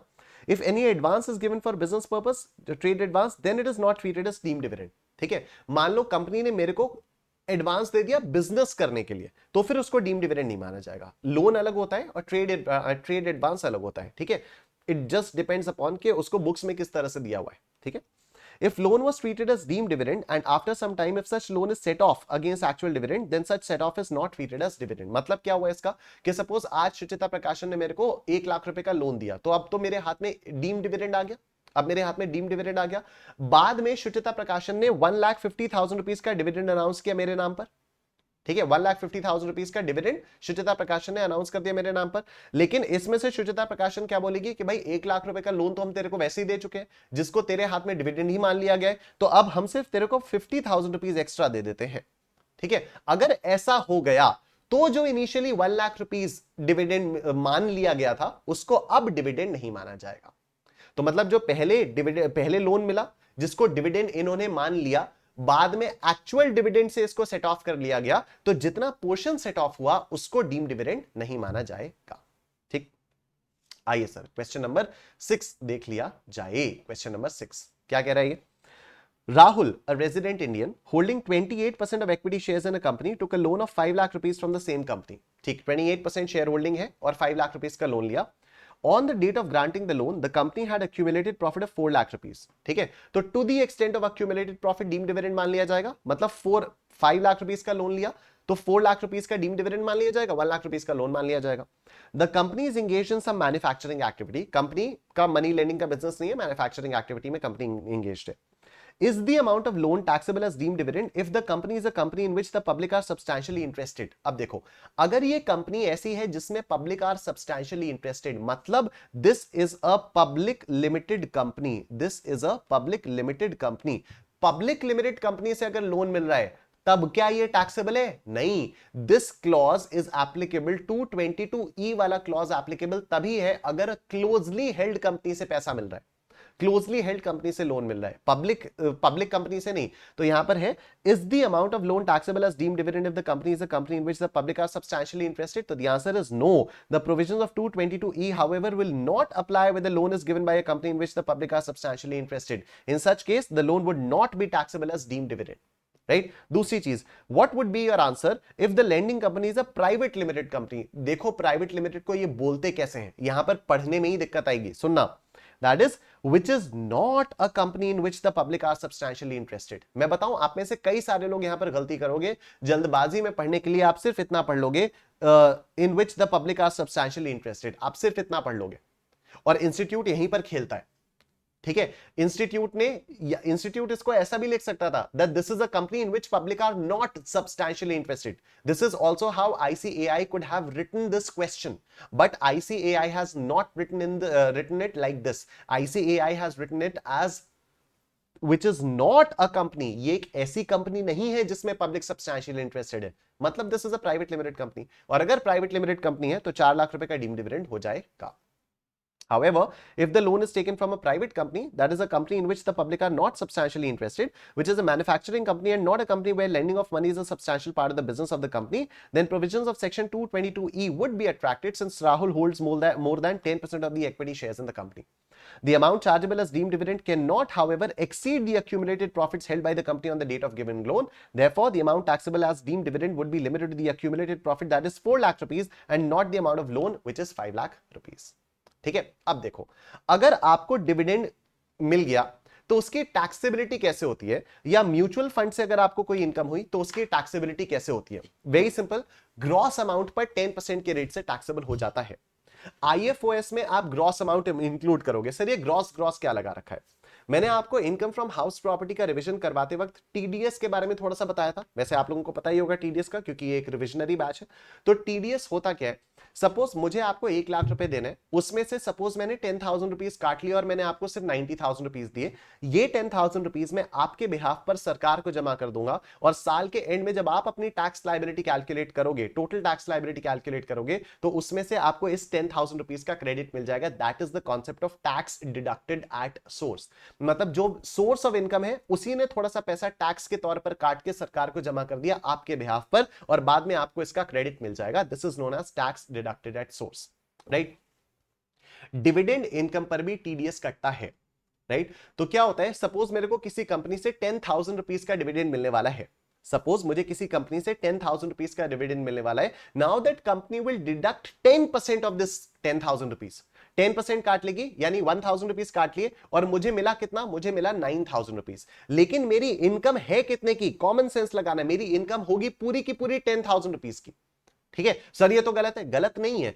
मेरी इनकम 10,000 रुपीज की होगी, उस पर टैक्स में लगाऊंगा, उस पर जो भी टैक्स होगा उस टैक्स में से 1,000 तो ऑलरेडी जो भी डिडक्टर है वो जमा कर चुका है ना सरकार को, तो मुझे उस 1,000 रुपीज का क्रेडिट मिल जाएगा। ठीक है, मुझे उस 1,000 रुपीज का क्रेडिट मिल जाएगा। तो एनीवे डिविडेंड इनकम जो है वो ग्रॉस अमाउंट इंक्लूड होगा। तो ग्रॉस अमाउंट क्या हो गया, 10,000 रुपीज हो गया, और नेट अमाउंट कितना हो गया, 9,000 रुपीज हो गया। तो ये जो 10,000 रुपीज का ग्रॉस अमाउंट है, इसको मुझे अपनी इनकम में इंक्लूड करना होगा। तो जब मैं कंप्यूटेशन बनाऊंगा इनकम फ्रॉम अदर सोर्सेज वाले हेड के अंदर, मैं 10,000 रुपीज का डिविडेंड दिखाऊंगा, even though I have received in cash only 9,000 rupees, but still I will show my income to be 10,000 rupees, क्योंकि इनकम तो मेरी 10,000 रुपीज है ना। इस पर जो भी टैक्स लायबिलिटी बनेगी उसमें से 1,000 अब मुझे नहीं पे करना पड़ेगा, क्योंकि 1,000 तो ऑलरेडी जिस बंदे ने मेरे को डिविडेंड दिया है उसने ही पे कर दिया, right. And same is the case with mutual funds. Mutual funds पे भी जो मेरे को इनकम होती है उस पर भी 10% का टीडीएस कटता है। I will still need to include the total amount, यानी gross amount in my income computation, और उसके बाद मेरे को इस टीडीएस वाले का क्रेडिट मिल जाता है। ये जो 10% का टीडीएस कटता है, ये सिर्फ तभी कटेगा अगर ये डिविडेंड मिल रहा है एक इंडिविजुअल को, और डिविडेंड का अमाउंट 5,000 से ज्यादा है तो।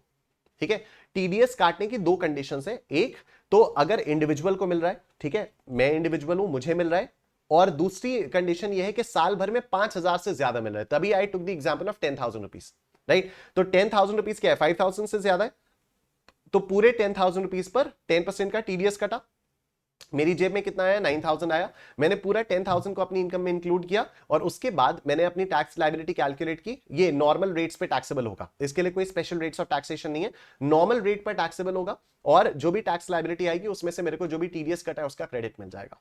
ठीक है, पहली बात तो ये। दूसरी बात, कई बार ऐसा भी होता है कि शेयर्स में इन्वेस्ट करने के लिए मैं ना बैंक से लोन वगैरह ले लेता हूं। फॉर एग्जाम्पल, एकदम एक सिंपल सा एग्जाम्पल ले रहा हूं मैं, कि मुझे पता है कि अगर मैं सपोज शेयर्स लूंगा तो मुझे 12% का रिटर्न मिलेगा। जस्ट एक एग्जांपल दे रहा हूं, मुझे पता है कि मैं अगर शेयर्स में इन्वेस्ट करूंगा तो मुझे 12% का कैपिटल अप्रिसिएशन मिलेगा, और बैंक से जो मुझे लोन है वो मुझे 8% ऑफ इंटरेस्ट पर मिल जा रहा है। तो मैं बैंक से 8% पर लोन उठाऊंगा, उस पैसे को लगा दूंगा शेयर्स में, शेयर्स से 12% का रिटर्न मिलेगा, 4% तो मैंने यहां से कमा लिया। ठीक है, 4% मैंने यहां से कमाया ना, 8% का इंटरेस्ट अगर मैं बैंक को दे भी देता हूं तब भी मुझे शेयर से 12% मिल रहा है। ठीक है, तो कैपिटल अप्रिसिएशन में मैंने 4% कमाया, और शेयर से जो डिविडेंड इनकम मिलेगी वो अलग, शेयर से जो डिविडेंड इनकम मिलेगी वो अलग। लेकिन इसमें हो क्या गया, इसमें यह हुआ कि ये डिविडेंड इनकम कमाने के लिए मुझे लोन लेना पड़ा, और लोन पे मुझे 8% की कॉस्ट इनकर करनी पड़ी। यस, एक तरह से मैं ये कह सकता हूं कि ये डिविडेंड इनकम कमाने के लिए मुझे कॉस्ट इनकर करनी पड़ गई, तो इस कॉस्ट का डिडक्शन भी मिल जाता है। ठीक है, इस कॉस्ट का डिडक्शन भी मिल जाता है। डिविडेंड इनकम का जो भी ग्रॉस डिविडेंड इनकम है ना, उसका 20% तक I can claim as deduction from my gross income of from my gross dividend income. ठीक है, पढ़ लेते हैं। रेट क्या है, it is tax at normal rates of tax. Deduction, interest expense incurred in earning income by way of deemed dividend या income from unit of mutual fund is allowed. Maximum permissible deduction कितना होगा, 20% of gross up value. Gross up value मतलब वही 10,000, 9,000 नहीं, 10,000 gross value का 20% मेरे को allowed है, राइट। ग्रॉसिंग अप, तो ये आप लोगों को पता ही है कि 10,000 का अगर मेरे को 9,000 मिला तो gross value will be 10,000। Mutual funds के केस में भी ये वाली चीज आ जाती है, एग्जैक्टली सेम चीज आ जाती है। अच्छा, अब ये देखो, however the following conditions are satisfied, if the following conditions are satisfied, हाँ ये रहा, right, if the following conditions are satisfied there is no need to deduct tax at source by the company under section 194 on distribution of dividend। मतलब TDS काटने की जरूरत क्यों नहीं होगी, कब नहीं होगी, अगर शेयर होल्डर एक इंडिविजुअल है, ठीक है, and the dividend is paid by the company in any mode other than cash, dividend किसी भी और मोड से मिला है, एंड एग्रीगेट डिविडेंड पेड या payable by the company to the shareholder in the financial year is less than 5,000 rupees. ठीक है, तो अगर 5,000 रुपए से ज्यादा का डिविडेंड मिलेगा तो वो टैक्सेबल हो जाएगा। Similarly the mutual fund is not liable to deduct tax at source if the aggregate income payable by the person responsible for paying to the unit holder is less than equal to 5,000 rupees. TDS तभी कटेगा अगर 5,000 से ज्यादा का दिया जाएगा। सवाल करते हैं तो आपको और क्लैरिटी आएगी। ठीक, देखो XYZ Limited, a domestic company, declared dividend of 150 lakh rupees for the financial year 22-23 and distributed the same on 31st July 2022. Mr. A, holding 10% share in XYZ Limited, received a net dividend of 13.5 lakh rupees in July 2022. Net dividend मिला है 13.5 lakh rupees का, मतलब gross dividend pay 10% deduct होने के बाद ये net value मिली है। तो ग्रॉस डिविडेंड को आप x मान लो, x में से 10% ऑफ x गया, x में से 10% ऑफ x गया और कितना आया, ये आया 13.5। तो 90% ऑफ x इज व्हाट, 13.5। तो ग्रॉस वैल्यू क्या हो गई, 13.5 का 90%। This is a gross value. Gross value क्या हो गई, 13.5 का 90%। 15 लाख रुपीस का डिविडेंड मिला, gross value is 15 lakh rupees. Mister B, holding 5% share in XYZ limited, received a net dividend of 6.75 lakh rupees. ये भी नेट डिविडेंड मिला 6.75 लाख रुपीस का। तो 90% ऑफ x इज 6.75। तो x की वैल्यू क्या आ गई, 6.75 अपॉन 90। तो 6.75 अपॉन 90, यहां पर ग्रॉस वैल्यू इनको कितनी मिली, 7.5 लाख रुपीस की। ठीक है, तो एक बंदे की ग्रॉस वैल्यू हो गई 15 लाख, दूसरे बंदे की ग्रॉस वैल्यू हो गई 7.5 लाख। ये वाला बंदा अपनी इनकम फ्रॉम अदर सोर्सेज में 15 लाख को इंक्लूड करेगा और ये वाला बंदा अपनी इनकम फ्रॉम अदर सोर्सेज में डिविडेंड इनकम को 7.5 लाख रुपीस में इंक्लूड करेगा।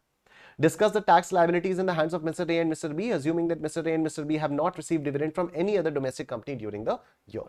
तो ये आ गया 15 लाख रुपीस, ये आ गया 7,50,000 रुपीस। अब आओ ये वाला क्वेश्चन करो, ये एग्जाम का क्वेश्चन है, क्वेश्चन नंबर 8, और इसमें बड़ा मजा आएगा। इसमें काफी सारी चीजें आप लोगों के दिमाग में घुसेंगी। ठीक, देखना अभी। Mr. X, a resident individual, aged 45 years, gives the following information pertaining to the assessment year 23-24. Business income कितनी है, 15 लाख रुपीस की है। Dividend from shares of Indian company, net dividend 9 lakh rupees का है। नेट डिविडेंड 9 लाख रुपीस का है। ठीक है, तो ग्रॉस डिविडेंड कितना होगा, 10 लाख रुपीस का होगा। 10 लाख पर 10% डिविडेंड, 10 लाख पर 10% टीडीएस कटने के बाद ही 9 लाख रुपीस आया होगा। इनकम में कितना इंक्लूड किया जाएगा, पूरा 10 लाख इंक्लूड किया जाएगा। और इस पे याद रखो 1 लाख रुपीस का टीडीएस कटा हुआ है, तो फाइनल टैक्स लायबिलिटी जो आएगी उसमें से इस 1 लाख रुपीस का क्रेडिट मिल जाएगा, उसमें से इस 1 लाख रुपीस का क्रेडिट मिल जाएगा। Interest expenses incurred in making investment in shares 2,50,000 rupees. क्या बात है, देखो 2,50,000 रुपीस का रिडक्शन मिलेगा, क्या मिलेगा, हाँ मिलेगा। किस एक्सटेंट तक मिलेगा, ग्रॉस्ड अप वैल्यू का 20% का ही डिडक्शन मिलता है।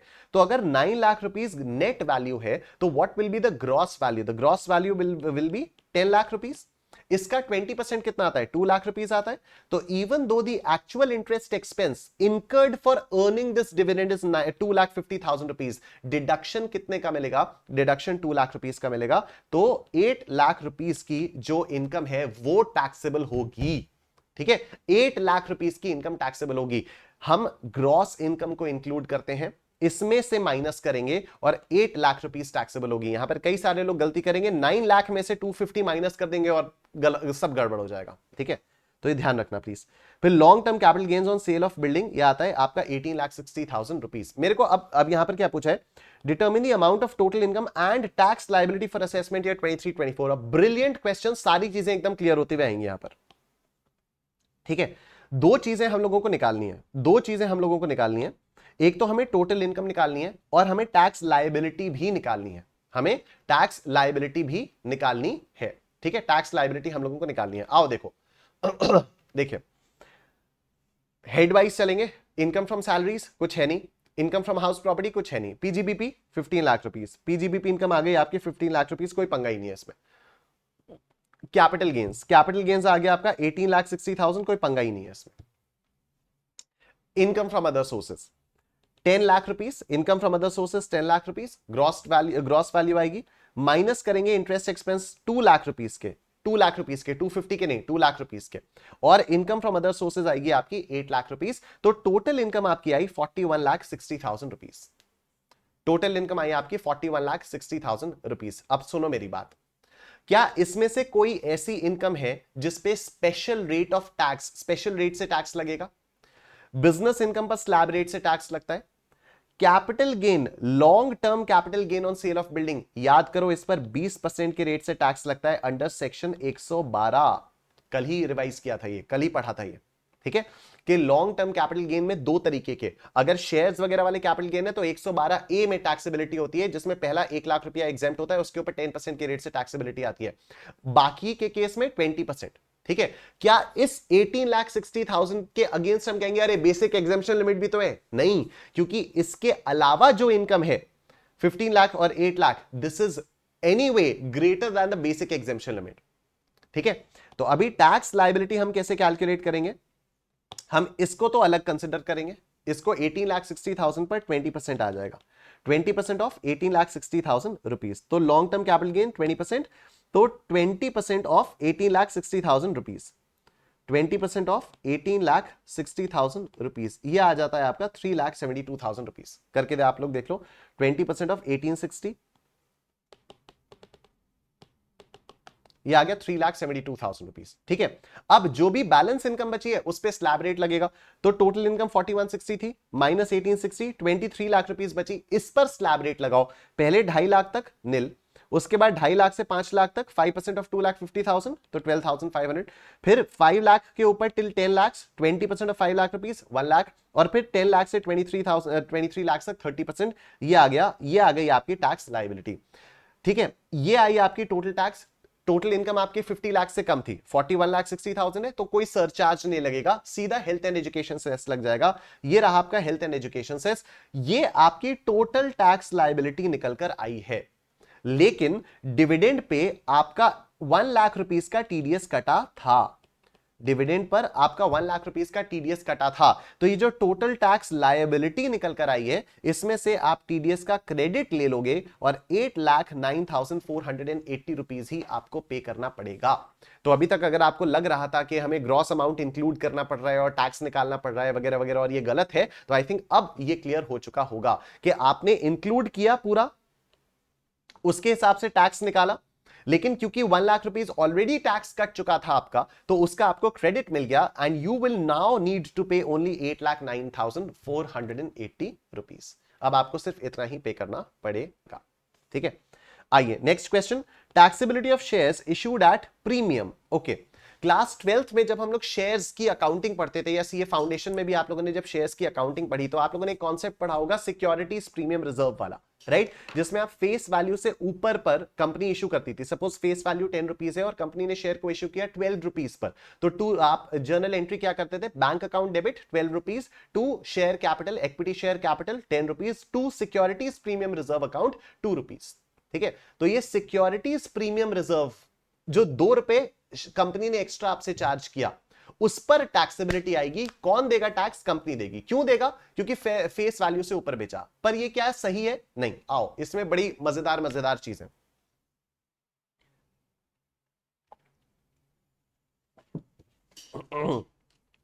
एकदम सिंपल बात बोली गई है।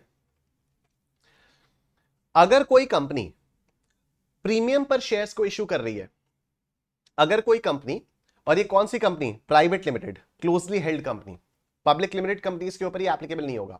अगर कोई प्राइवेट लिमिटेड कंपनी शेयर्स को इश्यू कर रही है प्रीमियम पर, तो हम 56(2)(7)(b) में आएंगे, तो हम 56(2)(7)(b) में आएंगे। लेकिन अगर कोई प्राइवेट लिमिटेड कंपनी शेयर्स को इश्यू प्रीमियम पर कर ही नहीं रही है, तो हम 56(2)(7)(b) के बारे में नहीं बात करेंगे। ठीक है, 56(2)(7)(b) में आने पे क्या गया? हमारा ध्यान गया कि ये प्राइवेट लिमिटेड कंपनी है और फेस वैल्यू के ऊपर शेयर्स को इश्यू कर रही है, यानी प्रीमियम पर शेयर्स को इश्यू कर रही है। टैक्सेबल अमाउंट कितना होगा? अगर fair market value minus issue price, sorry, issue price minus fair market value, उल्टा बोल दिया। ठीक है, फेयर मार्केट वैल्यू सपोज 105 रुपए है।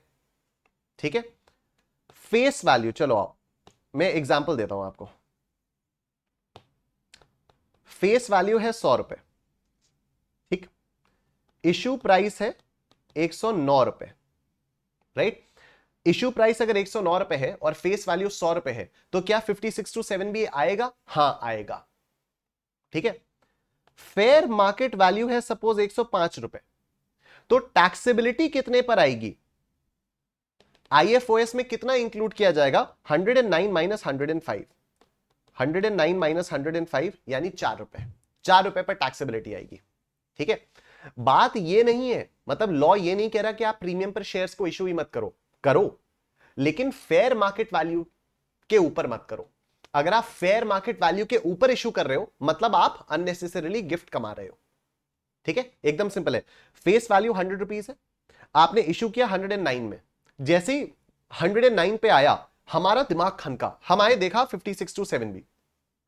ठीक है, हमने देखा कि इशू प्राइस जो है वो फेयर मार्केट वैल्यू से ज्यादा है, मतलब अगर 105 तक बेचता तो कोई इशू नहीं था, लेकिन इशू किया 109 पर, तो 109 माइनस 105, 4 रुपए का आपका आईएफओएस में टैक्सेबिलिटी हो जाती। मान लो ऐसा होता कि फेस वैल्यू आपकी 100 रुपीज है, ठीक है, इशू प्राइस है 109 और फेयर मार्केट वैल्यू है 110। तो देखो, फेस वैल्यू के ऊपर इशू किया, हम 56 to 7B में आए, लेकिन टैक्सेबिलिटी क्या है? क्या इशू प्राइस एफएमवी से ऊपर है? नहीं। अगर एफएमवी से ऊपर नहीं है तो फिर कोई टैक्सेबिलिटी नहीं आएगी। इसका मैं एक बड़ा अच्छा एग्जांपल मेरे दिमाग में एक आया हुआ है, वो मैं देता हूं। आप सड़क पे जा रहे हो, आप सड़क के पास दो छोटे बच्चों को लड़ाई करते हुए देख रहे हो, ठीक है, वो लोग मार रहे हैं एक दूसरे को, क्या आप जाकर उनको बचाने लग जाओगे? नहीं बचाओगे, वो आपके बच्चे हैं ही नहीं ना, वो उनका आपसे कोई रिलेशन नहीं है। ठीक है, बहुत रेयरली कोई होगा जो जाकर उन बच्चों को बचाएगा। ठीक है, वो लड़ रहे हैं, लड़ने दो, खड़े होकर मजे ही लोगे। ठीक है, लेकिन अगर आपके छोटे भाई या बहन आपस में लड़ रहे हैं, अगर आपके छोटे या भाई या बहन आपस में लड़ रहे हैं तो आपके कान तो खड़े हो जाएंगे। तो आप 56 to 7B में आ गए, मतलब अब आप उनको ऑब्जर्व करने लग जाओगे, अब आप उनको ऑब्जर्व करने लग जाओगे। अगर ये 50, अगर आपके भाई बहन नहीं है तो आपको फर्क ही नहीं पड़ेगा, आपको फर्क ही नहीं पड़ेगा, लेकिन अगर ये आपके भाई बहन है तो आपको फर्क पड़ेगा, आप तुरंत आकर देखने लग जाओगे। अब लड़ाई दो प्रकार की होती है। ठीक है, छोटे भाई बहन कई बार हंसी मजाक में खेलते खेलते लड़ रहे होते हैं और कई बार बहुत सीरियस मारा पीटी कर रहे होते हैं। अगर हंसी मजाक में खेल रहे हैं या हंसी मजाक में खेलते खेलते लड़ाई कर रहे हैं तो क्या आप जाके बचाओगे उनको? क्या आप जाके रोकोगे? नहीं। खेल रहे हैं, आपके छोटे छोटे भाई बहन खेल रहे हैं, खेलने दो। लेकिन अगर मारा पीटी हो रही होगी तब आप जाकर बचाओगे। ठीक है, बाहर के बच्चे चाहे मारे पीटे कुछ भी करें, आप नहीं जाओगे। ठीक है, 56 to 7B में आप तभी आओगे अगर शेयर प्रीमियम पर इशू हुआ है। अगर शेयर प्रीमियम पर इशू ही नहीं हुआ है तो आप 56 to 7B में नहीं आओगे। एग्जाम्पल, फेस वैल्यू है 100 रुपीज, इशू प्राइस है 80 रुपीज, एफएमवी है 70 रुपीज, एफएमवी है 70 रुपीज। लड़ाई हो रही है, 70 की जगह 80 में खरीदा जा रहा है, 80 में बेचा जा रहा है, लड़ाई हो रही है, लेकिन फेस वैल्यू के अंदर ही तो है। अगर फेस वैल्यू के अंदर इशू किया जा रहा है, अगर फेस वैल्यू के अंदर इशू किया जा रहा है तो 56 to 7B नहीं आएगा। क्यों? ये प्रीमियम पर थोड़ी है। प्रीमियम का मतलब क्या होता है? फेस वैल्यू से ऊपर इशू करना। ये बाहर के बच्चे लड़ रहे हैं, आपको इससे कोई मतलब नहीं है। ये बाहर के बच्चे लड़ रहे हैं, आपको इससे कोई मतलब नहीं है। फेस वैल्यू 100 है, इशू प्राइस 109 है, प्रीमियम पर आया, जैसे ही प्रीमियम पर आया आपके कान खड़े हुए, अरे मेरे भाई बहन लड़ रहे हैं, मेरे भाई बहन लड़ रहे हैं। फेयर मार्केट वैल्यू 110 है, इशू प्राइस 109 है, अरे हंसते खेलते लड़ रहे हैं, कोई दिक्कत वाली बात नहीं है। लेकिन अगर फेयर मार्केट वैल्यू 105 होता, भाई साहब ये मारा पीटी चल रही है, फेयर मार्केट वैल्यू से ऊपर में शेयर बेचा जा रहा है, जाके बचाओ, 4 रुपए टैक्सेबल। ठीक, तो ये सारी चीज यहां पर है। अब इसको आप लोग अपने आप से पढ़ लीजिएगा, सारे केसेस में डिस्कस आपके साथ कर चुका हूं इसी में। ठीक है, क्वेश्चन नंबर 10 देखते हैं। Discuss the taxability or otherwise in the hands of the recipients as per the provisions of the Income Tax Act 1961. ABC Private Limited Company, a closely held company, issued 10,000 shares at 130 rupees per share. 130 rupees पर इसने issue किया. Face value of the shares is 100 rupees per share and fair market value is 120 rupees per share. ठीक है, closely held company है, fair market face value से ऊपर issue किया गया. Issue price क्या हुआ? देखो, face value is 100 rupees, issue price is 130 है ना, और एफएमवी क्या है? FMV is 120। क्या फेस वैल्यू से ऊपर किया? हां, आपके कान खड़े हुए, आप 56 to 7B में आ गए। ठीक है, क्या issue price fair market value से ज्यादा है? हां ज्यादा है, तो 10 rupees will be taxable, 10 rupees per share will be taxable. ठीक है, 10 rupees per share will be taxable. तो provisions of 56 to 7B are attracted in this case since shares of a closely held company are issued at premium. That is, issue price of 130 rupees per share exceeds the face value of 100 rupees per share, and the issue price exceeds the fair market value of such shares. The consideration received by the company in excess of the fair market value of the shares would be taxable. Hence, 1 lakh rupees 130 minus 120 into 10,000 shall be the income chargeable under section 56 to 7B. Mr. A received an advance of 50,000 rupees on 1st September 2022 against sale of his house. ठीक है, घर बेचने चला था, 50,000 रुपए का advance मिला. However, due to non-payment of installment in time, the contract has cancelled and the amount of 50,000 rupees was forfeited. Forfeiture हुआ है कब? 1st April 2014 के बाद हुआ है. 56(2)(9) में इनकम फ्रॉम अदर सोर्सेज में ये टैक्सेबल हो जाएगा, जो हमने कैपिटल गेन्स में करती है. Advance money forfeited after 1st April 2014. आप देख रहे हो किस तरह से चीजें लिंक होती जा रही हैं. This is only the third head that we are doing. अभी हम 2 हेड्स और करेंगे, चीजें इतनी तेजी से लिंक होंगी, कितना मजा आएगा, you can not even imagine. Right, तो यहां पर 56(2)(9) लग गया. 56(2)(9) क्या हुआ? Advance money forfeited after 1st April 2014, on और आफ्टर 1st April 2014. तो जिस साल ये एडवांस मनी फोरफीट हुआ उस साल 56(2)(9) में टैक्सेबल हो जाएगा. Mister N, a member of his father's HUF, father's के एचयूएफ का मेंबर है ये, ठीक. Transferred house property to the HUF. अच्छा, तो एचयूएफ को हाउस प्रॉपर्टी मिली है. HUF has received house property. कहां से मिली है? अपने मेंबर से मिली है. मेंबर कौन होता है? रिलेटिव होता है. विदाउट कंसिडरेशन, रिलेटिव से कुछ भी मिले, no taxability. Value of the house is 10 lakh rupees as per the registrar of stamp duty. कोई फर्क नहीं पड़ता. Any property received without consideration by an HUF from its relative is not taxable under section 56 to 10. Since N is a member of his father's HUF, he is a relative of the HUF, तो फिर taxability नहीं आएगी. Mr. Kumar gifted a car to his sister's son. अपनी बहन के बेटे को मैंने एक कार गिफ्ट की है, ठीक है. For achieving good marks in CA final exam, fair market value of the car is 5 lakh rupees. सबसे पहले तो मेरे को एक बात बताओ, क्या बहन के बेटे के लिए मैं रिलेटिव हुआ? क्या बहन का बेटा मेरा रिलेटिव हुआ? पहली बात तो बहन का बेटा भी मेरा रिलेटिव नहीं है, ब्लड रिलेशंस में है. मेरे बहन का बेटा मेरे को चाचा ही मेरे को मामा बोलेगा, ठीक है. मेरी बहन का बेटा मेरे को मामा बोलेगा. CA foundation blood relations. लेकिन क्या यहां पर ये मेरा रिलेटिव है? रिलेटिव में कौन होता है? मैं, मेरे माँ बाप, ठीक है. मेरे माँ बाप, मेरे मम्मी पापा के भाई बहन, उनके पति पत्नी, मेरे भाई बहन, उनके पति पत्नी. मेरे भाई बहन के बच्चे कब से मेरे रिलेटिव होने लग गए? नहीं है, ठीक है. अच्छा, इधर भी देखो, ये जो सुनील है, मैंने अपनी बहन के बेटे को, माई सिस्टर्स सन सुनील, ठीक है, सुनील को गिफ्ट 5 लाख रुपए की गाड़ी मिली है. किससे मिली है? मामा से मिली है, ठीक है. मम्मी के भाई से मिली है ना, मामा से मिली है. क्या मामा जी रिलेटिव होते हैं? क्या मामा जी रिलेटिव होते हैं? आइए इधर देखिए, मामा जी कौन हुए? पेरेंट्स के भाई बहन. आओ इधर देखो, क्या मामा जी रिलेटिव है? लेट्स सी, क्या मामा जी रिलेटिव है? बिल्कुल मामा जी रिलेटिव है. बिल्कुल मामा जी जो है वो रिलेटिव है. कैसे रिलेटिव है मैं दिखाता हूं. अरे आजा मेरे भाई, कितनी पहले हो गया. मामा जी रिलेटिव, मामा जी रिलेटिव, ये रहे मामा जी रिलेटिव. देखो, मामा जी कौन होते हैं? पेरेंट्स के सिबलिंग्स, मदर के सिबलिंग, मामा जी. तो इंडिविजुअल एसएससी के लिए रिलेटिव कौन हुए? मामा जी. रिलेटिव हो गए? हाँ, रिलेटिव हो गए. रिलेटिव से कुछ भी मिलता है एग्जेम्प्ट होता है, 56 to 10 नहीं लगता, ठीक है. रिलेटिव से कुछ भी मिलता है तो 56 to 10 नहीं लगता. पहली बात. दूसरी बात पता है क्या है? गाड़ी दी है, गाड़ी मिली है. गाड़ी तो मूवेबल प्रॉपर्टी की डेफिनेशन में ही नहीं आती ना. गाड़ी जो है वो तो मूवेबल प्रॉपर्टी की डेफिनेशन में ही नहीं आती. कैसे नहीं आती? मूवेबल प्रॉपर्टी की डेफिनेशन में क्या क्या आता है? अरे बहुत आगे आ गया मैं, यहां पर आ गया. गाड़ी जो है वो तो मूवेबल प्रॉपर्टी की डेफिनेशन में नहीं आती. मूवेबल प्रॉपर्टी की डेफिनेशन में क्या कहता है? SSJDP साउब, SSJDP साउब, share, securities, jewellery, drawing, painting, sculpture, archaeological collection, any other work of art, bullion. तो कार जो है वो तो मूवेबल प्रॉपर्टी की डेफिनेशन में ही नहीं आती. मामा जी भले ही रिलेटिव है, तो रिलेटिव से मिला हुआ कोई भी चीज वैसे भी एग्जेम्प्ट होता है, ठीक है. और मूवेबल प्रॉपर्टी वाली जो कार है वो मूवेबल प्रॉपर्टी की डेफिनेशन में नहीं आती, तो कोई गिफ्टिंग प्रोविजंस अप्लाई नहीं होंगे. अब बात आती है कैजुअल इनकम के बारे में. कैजुअल इनकम का मतलब क्या होता है? मुझे अचानक से याद आ गई, अभी हम लोग बनारस गए थे, अंशुल सर, स्वाति मैम, विवान, मैं और चारू, ठीक है. तो विवान जैसे ही चिप्स के बहुत सारे पैकेट देखता था तो स्वाति मैम से कहता था कि मम्मा मुझे भूख लग रही है.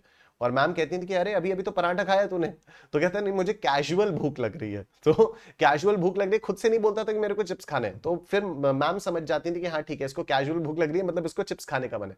तब फिर उसको एक छोटा सा चिप्स का पैकेट खोल के देंगे, ठीक है। फिर एक बार बोला कि मम्मा मुझे भूख लग रही है, मैम ने कहा अच्छा, कहता हाँ लेकिन मुझे सीरियस वाली भूख लग रही है, मतलब अभी उसको पराठा खाना था, उसको वाकई भूख लग रही थी। तो कैजुअल इनकम से मेरे को अचानक से वो याद आ गया। एनीवे तो आ जाओ, कैजुअल इनकम। कैजुअल इनकम क्या होती है? एक ऐसी इनकम जो आप एवं ही कमा लेते हो, ठीक है। कौन बनेगा करोड़पति में? आपने 5 करोड़ रुपए जीत लिए, दैट इज कैजुअल इनकम। आपने पत्ते खेले, पत्ते खेलने में आपने बहुत सारा पैसा जीत लिया, कैजुअल इनकम। आपने लॉटरी का टिकट लिया, लॉटरी में आपने पैसे जीत गए, कैजुअल इनकम। आप गोवा गए, गोवा के कसिनो में आपने गैम्बलिंग की, गैम्बलिंग करके आपने पैसा कमा लिया, कैजुअल इनकम। आपने घोड़ों की रेस पर शर्त लगाई, ये करके दिखाया, कैजुअल इनकम, ठीक है। तो winning from lotteries, crossword puzzles, races including horse races, card games, other games of any sort, gambling, betting वगैरह, ये सारे के सारे कैजुअल इनकम होती है। फ्लैट 30% के रेट से टैक्सेबिलिटी होती है। और एक बात और बता दूं, टीडीएस में हम लोग पढ़ेंगे फ्लैट 30% वो टीडीएस ही काट लेता है, ठीक है। जो भी आपको ये इनकम डिस्पैच करेगा 30% का टीडीएस वही बंदा काट लेगा, ठीक है। तो फ्लैट 30% के रेट से इस पे टैक्सेबिलिटी होती है, इस पे कोई वो नहीं लगता, बेसिक एग्जेम्पशन या स्लैब वगैरह नहीं लगता। 30% प्लस सरचार्ज या हेल्थ एंड एजुकेशन सेस वगैरह वगैरह। इसमें कोई डिडक्शन अलाउ नहीं होता, इसमें कोई डिडक्शन अलाउ नहीं होता। मैंने आपको बताया कि पूरा 30% का टीडीएस काट लिया जाता है, ठीक है। तो अगर आपने सपोज 1 लाख रुपीस जीते, 30% टीडीएस काटने के बाद आपको 70,000 रुपीस मिलेंगे, पर आपको आपकी इनकम में पूरी ग्रॉस वैल्यू 1 लाख रुपीस को ही इंक्लूड करना पड़ेगा, ठीक है। तो इसमें घबराने की कोई बात नहीं है। अगर आप अपनी ग्रॉस इनकम को अगर आप इसमें ग्रॉस वैल्यू इंक्लूड करते हो, आप टैक्स लायबिलिटी कैलकुलेट करोगे, इस पर 30,000 का टैक्स ऑलरेडी आपको कट चुका है, उस टीडीएस का आपको क्रेडिट मिल जाएगा, ठीक है। तो ग्रॉस अप करने के बाद आप टैक्स लायबिलिटी जब कैलकुलेट करोगे, टीडीएस का आपको क्रेडिट मिल जाएगा, राइट। पेयर के हाथ में, the payer is not liable to pay any tax on distributed winnings, the payer is liable to deduct tax at source at the rate of 30%, right. लेकिन अगर amount of winnings is less than या equal to 10,000, there is no need to deduct tax at source. तो TDS तभी कटेगा अगर 10,000 या उससे कम की आपकी विनिंग्स है। उसके बाद taxability of interest on compensation या एनहांस्ड कॉम्पनसेशन, सेक्शन 56 to 8, इसके बारे में हम लोगों ने कैपिटल गेन्स में परसों बात की थी। परसों हमने ये बात की थी कि जो वो वाला सेक्शन होता है जिसमें कंपलसरी एक्विजिशन आपकी प्रॉपर्टी का हो जाता है और फिर गवर्नमेंट आपको कॉम्पनसेशन देती है या गवर्नमेंट आपको एनहांस्ड कॉम्पनसेशन देती है, तो तब हम लोगों ने बात की थी कि अगर इस कॉम्पनसेशन के ऊपर इंटरेस्ट मिलता है तो ये इंटरेस्ट आईएफओएस में टैक्सेबल होता है, लेकिन सिर्फ 50% की रेट से टैक्सेबल होता है, क्योंकि वो 50% का रिडक्शन यहां पर मिल जाता है। तो year of taxability, year in which such interest is received, चाहे वो इंटरेस्ट किसी भी साल से रिलेटेड क्यों ना हो, जिस साल मिला उस साल टैक्सेबल होगा और उस पर फ्लैट 50% का रिडक्शन अलाउ हो जाएगा। On 10th October 2022, mister Govind जो कि एक बैंक एम्प्लॉई हैं, received 5 lakh rupees towards interest on enhanced compensation from state government in respect of compulsory acquisition of his land effected during the financial year 14-15। तो 2014-15 में इनकी जमीन का कंपल्सरी एक्विजिशन हुआ था, उसके बदले में इनको जो भी कॉम्पनसेशन मिलना था, उस कॉम्पनसेशन के ऊपर इनको इंटरेस्ट मिला है 5 लाख रुपए का, ठीक है। एनहांस्ड कॉम्पनसेशन के ऊपर इंटरेस्ट मिला है 5 लाख रुपीस का। तो ये कौन से ईयर में टैक्सेबल होगा? ये 22-23 में टैक्सेबल हो जाएगा, पूरा का पूरा 22-23 में टैक्सेबल हो जाएगा। Out of this interest 150 relates to the financial year 16-17, कोई फर्क नहीं पड़ता। 165 टू द फाइनेंशियल ईयर 2017-18, कोई फर्क नहीं पड़ता। 185 to the financial year 18-19, कोई फर्क नहीं पड़ता। He incurred 50,000 rupees by way of legal expenses to receive this interest on such enhanced compensation। 50,000 rupees का कोई रिडक्शन नहीं मिलेगा, लेकिन फ्लैट 50% का रिडक्शन जरूर मिल जाएगा। तो 5 लाख रुपीस पर फ्लैट 50% का रिडक्शन मिलेगा, तो 2,50,000 रुपीस का रिडक्शन मिल गया और 2,50,000 रुपीस आपका टैक्सेबल हो गया है। How much interest on enhanced compensation would be chargeable to tax for the assessment year 23-24? 2,50,000 rupees, ठीक है। Mister A a dealer in shares, अब देखो मिस्टर ए है कौन? मिस्टर ए जो है वो शेयर्स के डीलर है, शेयर्स के डीलर है, ठीक। Received the following without consideration during the previous year 22-23 from his friend Mr. B। अपने दोस्त से इनको क्या क्या मिला? Cash gift of 75,000 rupees on his anniversary 15th April 2022। 75,000 rupees cash gift मिली, यानी 50,000 से ज्यादा की गिफ्ट मिली और एनिवर्सरी के ओकेजन पर मिली। अगर मैरिज वगैरह के ओकेजन पर मिलती तो एग्जेम्प्ट हो जाती, लेकिन एनिवर्सरी के ओकेजन पर मिली तो टैक्सेबल हो जाएगी। Bullion the fair market value of which was 60,000 rupees on his birthday 19 June 2022। Bullion मिला फ्री ऑफ कॉस्ट। बुलियन की फेयर मार्केट वैल्यू 60,000 रुपीज है। क्या बुलियन मूवेबल प्रॉपर्टी की डेफिनेशन में आता है? यस, SS JDP साओ बी फॉर बुलियन, राइट। तो 60,000 रुपीज की वैल्यू है, 50,000 से ऊपर है तो पूरी की पूरी वैल्यू आपकी टैक्सेबल हो जाएगी। 60,000 रुपीज आपकी टैक्सेबल हो जाएगी। आगे देखते हैं। A plot of land at Faridabad on 1st July 2022, the stamp value of which is 5 lakh rupees on that date. ठीक है, तो SDV कितने की थी? 5 लाख रुपए की थी और ये इनको मिला है। Mr B had purchase the land in April 2009। उससे क्या फर्क पड़ता है फ्रेंड? से अगर आपको 5 लाख रुपीस की लैंड मिली है तो SDV कितनी हो गई? SDV 5 लाख रुपीस हो गई। फ्री ऑफ कॉस्ट मिली है? हाँ, फ्री ऑफ कॉस्ट मिली है, क्योंकि यहां पर लिखा हुआ है विदाउट कंसिडरेशन मिला हुआ है सब कुछ। ठीक है, अब ये 5 लाख रुपीस की जो SDV है ये 50,000 से तो ऊपर है, तो पूरी की पूरी 5 lakh rupees will be taxable in the hands of this guy. ठीक है, आगे देखो। Mr A purchase from his friend Mr C. ये किसके बारे में बात हो रही है? मिस्टर ए के बारे में बात हो रही है। ए ने अपने दोस्त मिस्टर सी से, who is also a dealer in shares, 1000 shares खरीदे of X limited at 400 rupees each on 19 June 2022, the fair market value of which was 600 rupees each on that date. ठीक है, पहले तो इसको देखो। इसने 1000 शेयर्स खरीदे जिसकी फेयर मार्केट वैल्यू 600 रुपीस थी और इसने खरीदे 400 रुपीस में, तो क्या 200 रुपीस पर शेयर को हम टैक्सेबल बनाएंगे कि भाई तुमने सस्ते में खरीद लिया? मूवेबल प्रॉपर्टी तो है, शेयर्स जो है वो मूवेबल प्रॉपर्टी तो है। ठीक है, shares is a movable property, तो मूवेबल प्रॉपर्टी आपको विदाउट कंसिडरेशन मिल रही है। ठीक है, और 200 रुपीस पर शेयर, 200 रुपीस इंटू 1000 आप करो तो कितना आता है? 200 rupees into 1000 rupees, 2 lakh rupees आ जाता है। तो मूवेबल प्रॉपर्टी का जो डिफरेंस मिला है आपको, जो डिस्काउंट है वो 2 लाख रुपीज का हो गया। 50,000 से ऊपर हो गया तो क्या ये 2 लाख रुपीज टैक्सेबल होगा? नहीं होगा। क्यों नहीं होगा? क्योंकि मिस्टर ए जो है वो स्वयं एक डीलर इन शेयर्स है। अगर वो खुद एक डीलर इन शेयर्स है, if he is himself a dealer in shares, right, if he is himself a dealer in shares, तो फिर इन्होंने जो शेयर्स खरीदे हैं अपने फ्रेंड से वो तो एज स्टॉक इन ट्रेड खरीद लिया ना, आज स्टॉक एंड ट्रेड खरीद दिए, तो ये इनके हाथ में इनकम फ्रॉम अदर सोर्सेस के उससे टैक्सेबल नहीं होगा। 400 रुपीज में इन्होंने खरीदे तो शेयर्स की कॉस्ट कितनी आ जाएगी? 4 लाख रुपीज। शेयर्स की कॉस्ट आ गई 4 lakh rupees. Mister A sold these shares in the course of his business on 23 जून 2022। तो इन्होंने इन शेयर्स को बेच दिया 23 जून को। इसकी मार्केट वैल्यू कितनी मान लेंगे फिर हम? 6 लाख रुपीज ही मान लेंगे। मार्केट वैल्यू फिर 6 लाख रुपीज माननी ही पड़ेगी और हमारे पास कुछ है नहीं, या फिर हमें देखना पड़ेगा कि भाई किस वैल्यू पर बेचा या जो भी है। लेकिन एनीवे गिफ्टिंग प्रोविजंस तो यहां पर एप्लीकेबल नहीं होंगे। जब भी ये शेयर्स बिकेंगे in the course of his business तो फिर जो भी बिजनेस इनकम आएगी वो टैक्सेबल होगी। किस रेट पर बिका वो हमें मालूम नहीं है, तो अभी उसके बारे में नहीं पढ़ते। Further, on 1st November 2022, Mr. A took possession of the property office building booked by him 2 years back at 20 lakh rupees. ठीक है, तो इन्होंने एक प्रॉपर्टी का पोजेशन लिया ऑफिस बिल्डिंग का, जो इन्होंने 2 साल पहले बुक कर दी थी। ओके, द स्टैंप, अच्छा ये 20 लाख रुपीज में बुक कर दी थी। Stamp duty value of this property as on 1st November 22 was 32 lakh rupees and on the date of booking was 23 lakh rupees. ठीक है, 2 साल पहले बुक किया था।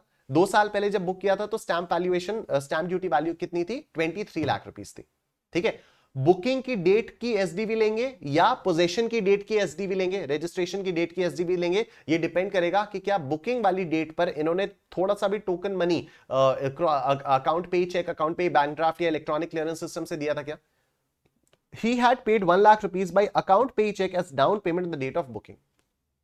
ठीक है, तो 1 lakh rupees on the date of booking दे दिया था। तो एसडीवी कौन सी डेट की कंसिडर की जाएगी? एसडीवी 2 साल पहले वाली बुकिंग वाली डेट की कंसिडर की जाएगी, यानी एसडीवी 23 लाख रुपीज की कंसिडर की जाएगी।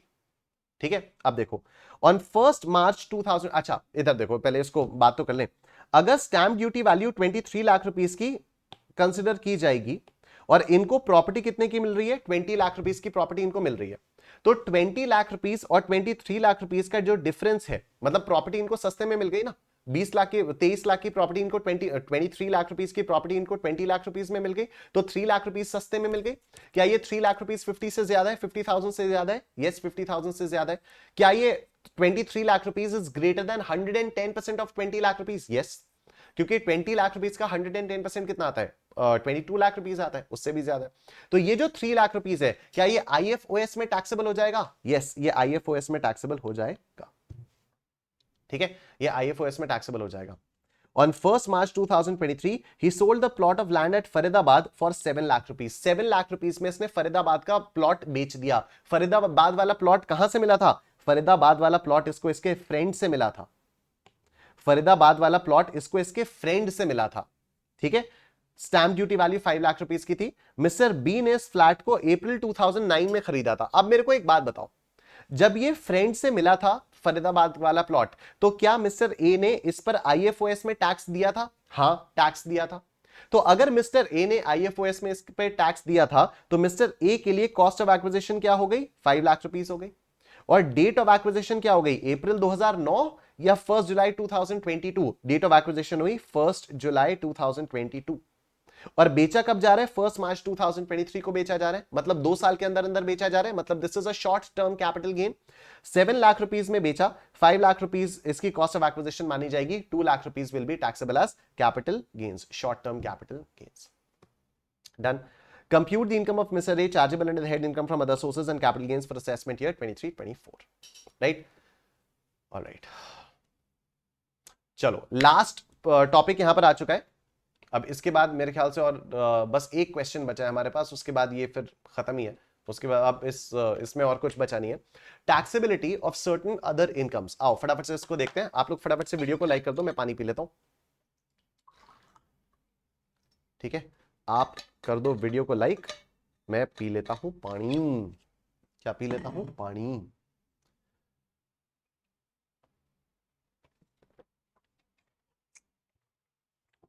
Employees contribution towards staff welfare schemes. ठीक है, any sum received by an employer assessee from his employees as contribution to his provident fund, superannuation fund or any other fund for the welfare of employees, ये taxable हो जाएगा income from other sources में। ठीक है, if it is not taxable under the head PGBP from PGBP, और if it is not taxable under the head PGBP. होता क्या है मैं आपको बताता हूं। जो भी एम्प्लॉयर होता है ना, एम्प्लॉयर जो भी एम्प्लॉई होता है, उसको अपना पोर्शन कुछ ना कुछ उसको इन्वेस्ट करना होता है प्रोविडेंट फंड वगैरह में। ठीक है, तो एम्प्लॉई कई बार खुद ना करके एम्प्लॉयर से कहते हैं कि सर आप ही कर दो।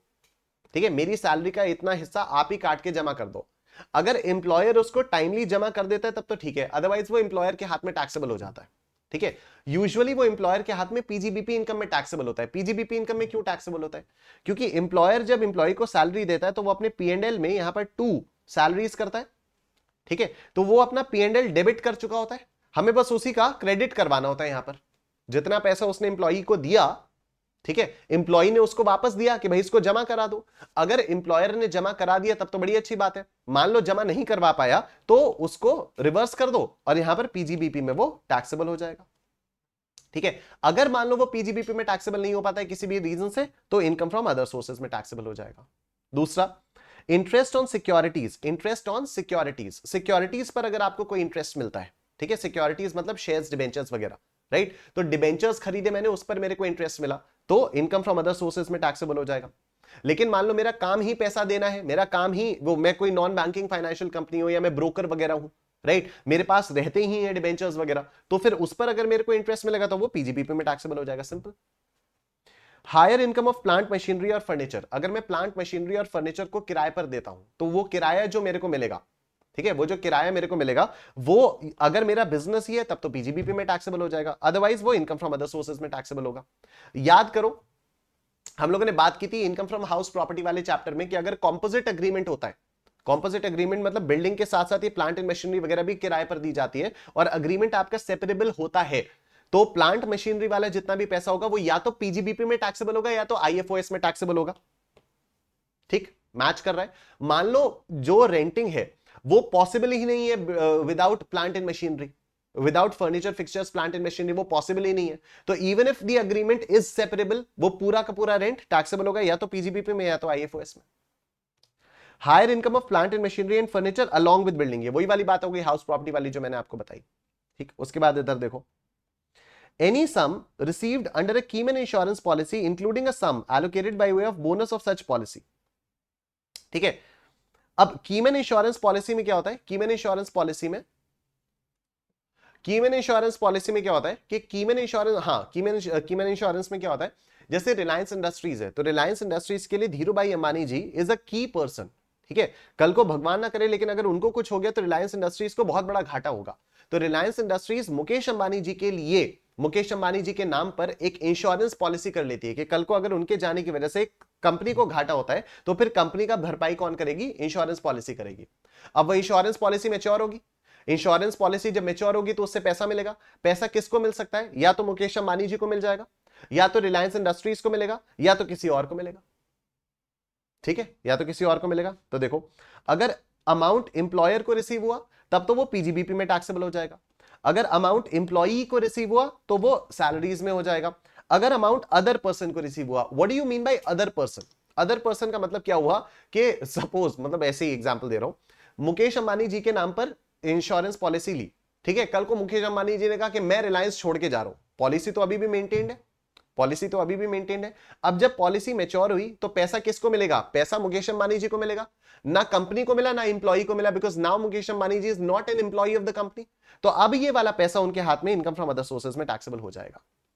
Compensation receive for termination of employment, ठीक है, तुमको निकाला जा रहा है, ठीक है, तुमको निकाला जा रहा है, भैया तुम छोड़ दो, प्लीज छोड़ दो, और तुमको हम पैसा दे दे रहे हैं, ठीक है, तुमको टर्मिनेट कर रहे हैं और तुमको हम पैसा दे दे रहे हैं, तो वो पैसा इनकम फ्रॉम अदर सोर्सेज में टैक्सेबल हो जाएगा।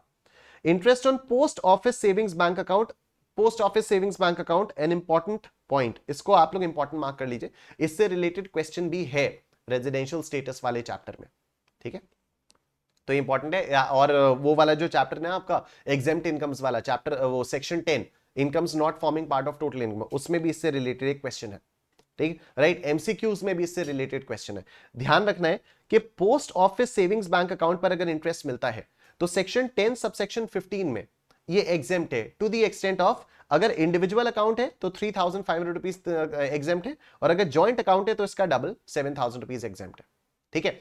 उसके अलावा जो भी मिलेगा वो टैक्सेबल हो जाएगा, तो वो इनकम फ्रॉम अदर सोर्सेज में टैक्सेबल होगा। अगर वो पीजीबीपी में टैक्सेबिलिटी है तो पीजीबीपी में टैक्सेबिलिटी, अदरवाइज आईएफओएस में टैक्सेबिलिटी है। जो एमपीज एमएलएज को सैलरी मिलती है वो इनकम फ्रॉम अदर सोर्सेज में टैक्सेबल होती है। Income from subletting income from other sources में होती है। सबलेटिंग का क्या मतलब होता है, सपोज मेरा मकान है, मैंने उसको किराए पर दिया, तो किराए पर, मेरा खुद का मकान है, मैंने उसको किराए पर दिया, जो भी किराया आएगा इनकम फ्रॉम हाउस प्रॉपर्टी में वो आएगा। लेकिन अगर मैंने खुद किराए पर मकान लिया हुआ है, मैं मकान का ओनर नहीं हूं, मैंने मकान को किराए पर लिया हुआ है और इस मकान को मैं आगे किराए पर दे रहा हूं, तो फिर ये इनकम फ्रॉम अदर सोर्सेज में टैक्सेबल हो जाएगा। Interest on bank deposits and loans, bank deposits या लोन्स पे अगर आपको इंटरेस्ट मिलता है तो income from other sources. Director की जो फी होती है income from other sources. Interest on foreign government securities income from other sources. Agricultural income received outside India income from other sources. Income of race establishment income from other sources. Commission received by director on giving bank guarantee for the company. इसका क्या मतलब होता है, कई बार company को loan चाहिए होता है तो बैंक जो है वो कंपनी को लोन देता है और कहता है कि गारंटर लाओ, कि क्या गारंटी है कि तुम हमारा लोन रीपे कर ही पाओगे। तो जो कंपनी के डायरेक्टर्स होते हैं वो अपनी गुडविल के बेसिस पर कंपनी के बिहाफ पर गारंटी दे देते हैं, राइट। तो इसके लिए जो भी कमीशन लेते हैं वो कंपनी से, वो कमीशन चार्जेबल होता है under the head income from other sources. Salary received by partner from partnership firm, ये पीजीबीपी में जाता है, ठीक है। पार्टनरशिप फर्म में अगर मैं पार्टनर हूं और मेरे को सैलरी मिल रही है तो ये सैलरीज हेड में नहीं जाएगी, ये पीजीबीपी हेड में जाएगी, ठीक है। बस दैट्स इट। अब ये लास्ट क्वेश्चन है, इसके बाद ये chapter over. Examine under which of the heads the following incomes are taxable.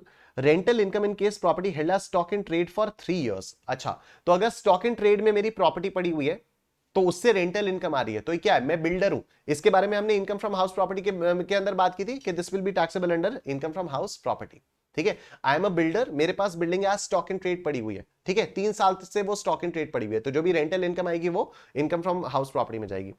Salary receive by partner from his partnership firm, ये पीजीबीपी में जाएगी। Rental income from machinery, machinery से रेंटल इनकम, अगर मेरा धंधा ही मशीनरी को रेंट आउट करने का है तो पीजीबीपी में जाएगी, नहीं तो आईएफओएस में जाएगी। Income from other sources if it is not chargeable tax under PGBP. Next, winnings from lotteries by a person having the same as business activity, ठीक है। लॉटरी का मेरा बिजनेस है, लॉटरी का मेरा बिजनेस है और मेरे को लॉटरी लग गई। अब सुनो मेरी बात, लॉटरी का मेरा बिजनेस है से मतलब क्या होता है, मेरा लॉटरी का बिजनेस है मतलब मैं लॉटरी चलाता हूं, मैं लॉटरी के टिकट्स बेचता हूं, ठीक है। लॉटरी के टिकट्स बेचने से जो मेरा टर्नओवर है दैट इज माय पीजीबीपी। लेकिन अगर मैंने खुद लॉटरी का टिकट खरीद लिया और मेरी लॉटरी लग गई तो फिर ये तो IFOS ही हुआ ना, ये तो कैजुअल इनकम ही हुई ना, कैजुअल विनिंग्स हुई है, ठीक है, ये तो कैजुअल विनिंग्स हो गई। तो ये आपकी इनकम फ्रॉम अदर सोर्सेज में टैक्सेबल हो जाएगा। Salary is payable to MP, तो MP वाली तो income from other sources. Receipts without consideration, receipts without consideration भी क्या हो जाएगा, इनकम फ्रॉम अदर सोर्सेज हो जाएगा। In case of retirement, interest on employees contribution if provident fund is unrecognised, तो एम्प्लॉइज कॉन्ट्रीब्यूशन पर भी ये इनकम फ्रॉम अदर सोर्सेज में ही टैक्सेबल हो जाता है। उसके बाद last, rental income in case of a person engage in business of letting out of properties, मेरा धंधा ही है मैं प्रॉपर्टीज को रेंट आउट करता हूं, तो ये क्या हो जाएगा, ये PGBP हो जाएगा, ठीक है, ये आपका PGBP हो जाएगा। मेरा धंधा है मैं प्रॉपर्टीज को रेंट आउट करता हूं, लेट आउट करता हूं, तो ये PGBP हो जाएगा। कौन कौन से डिडक्शंस अलाउएबल है, कौन कौन से डिडक्शंस नहीं अलाउएबल है, ये उतना ज्यादा इंपॉर्टेंट नहीं है, इससे कभी कोई डायरेक्टली थियोरेटिकल क्वेश्चन नहीं आता है, तो आप इसको चाहो तो एक बार देख सकते हो, नहीं तो आप इसको इग्नोर भी कर सकते हो, इससे कोई खास फर्क नहीं पड़ता है।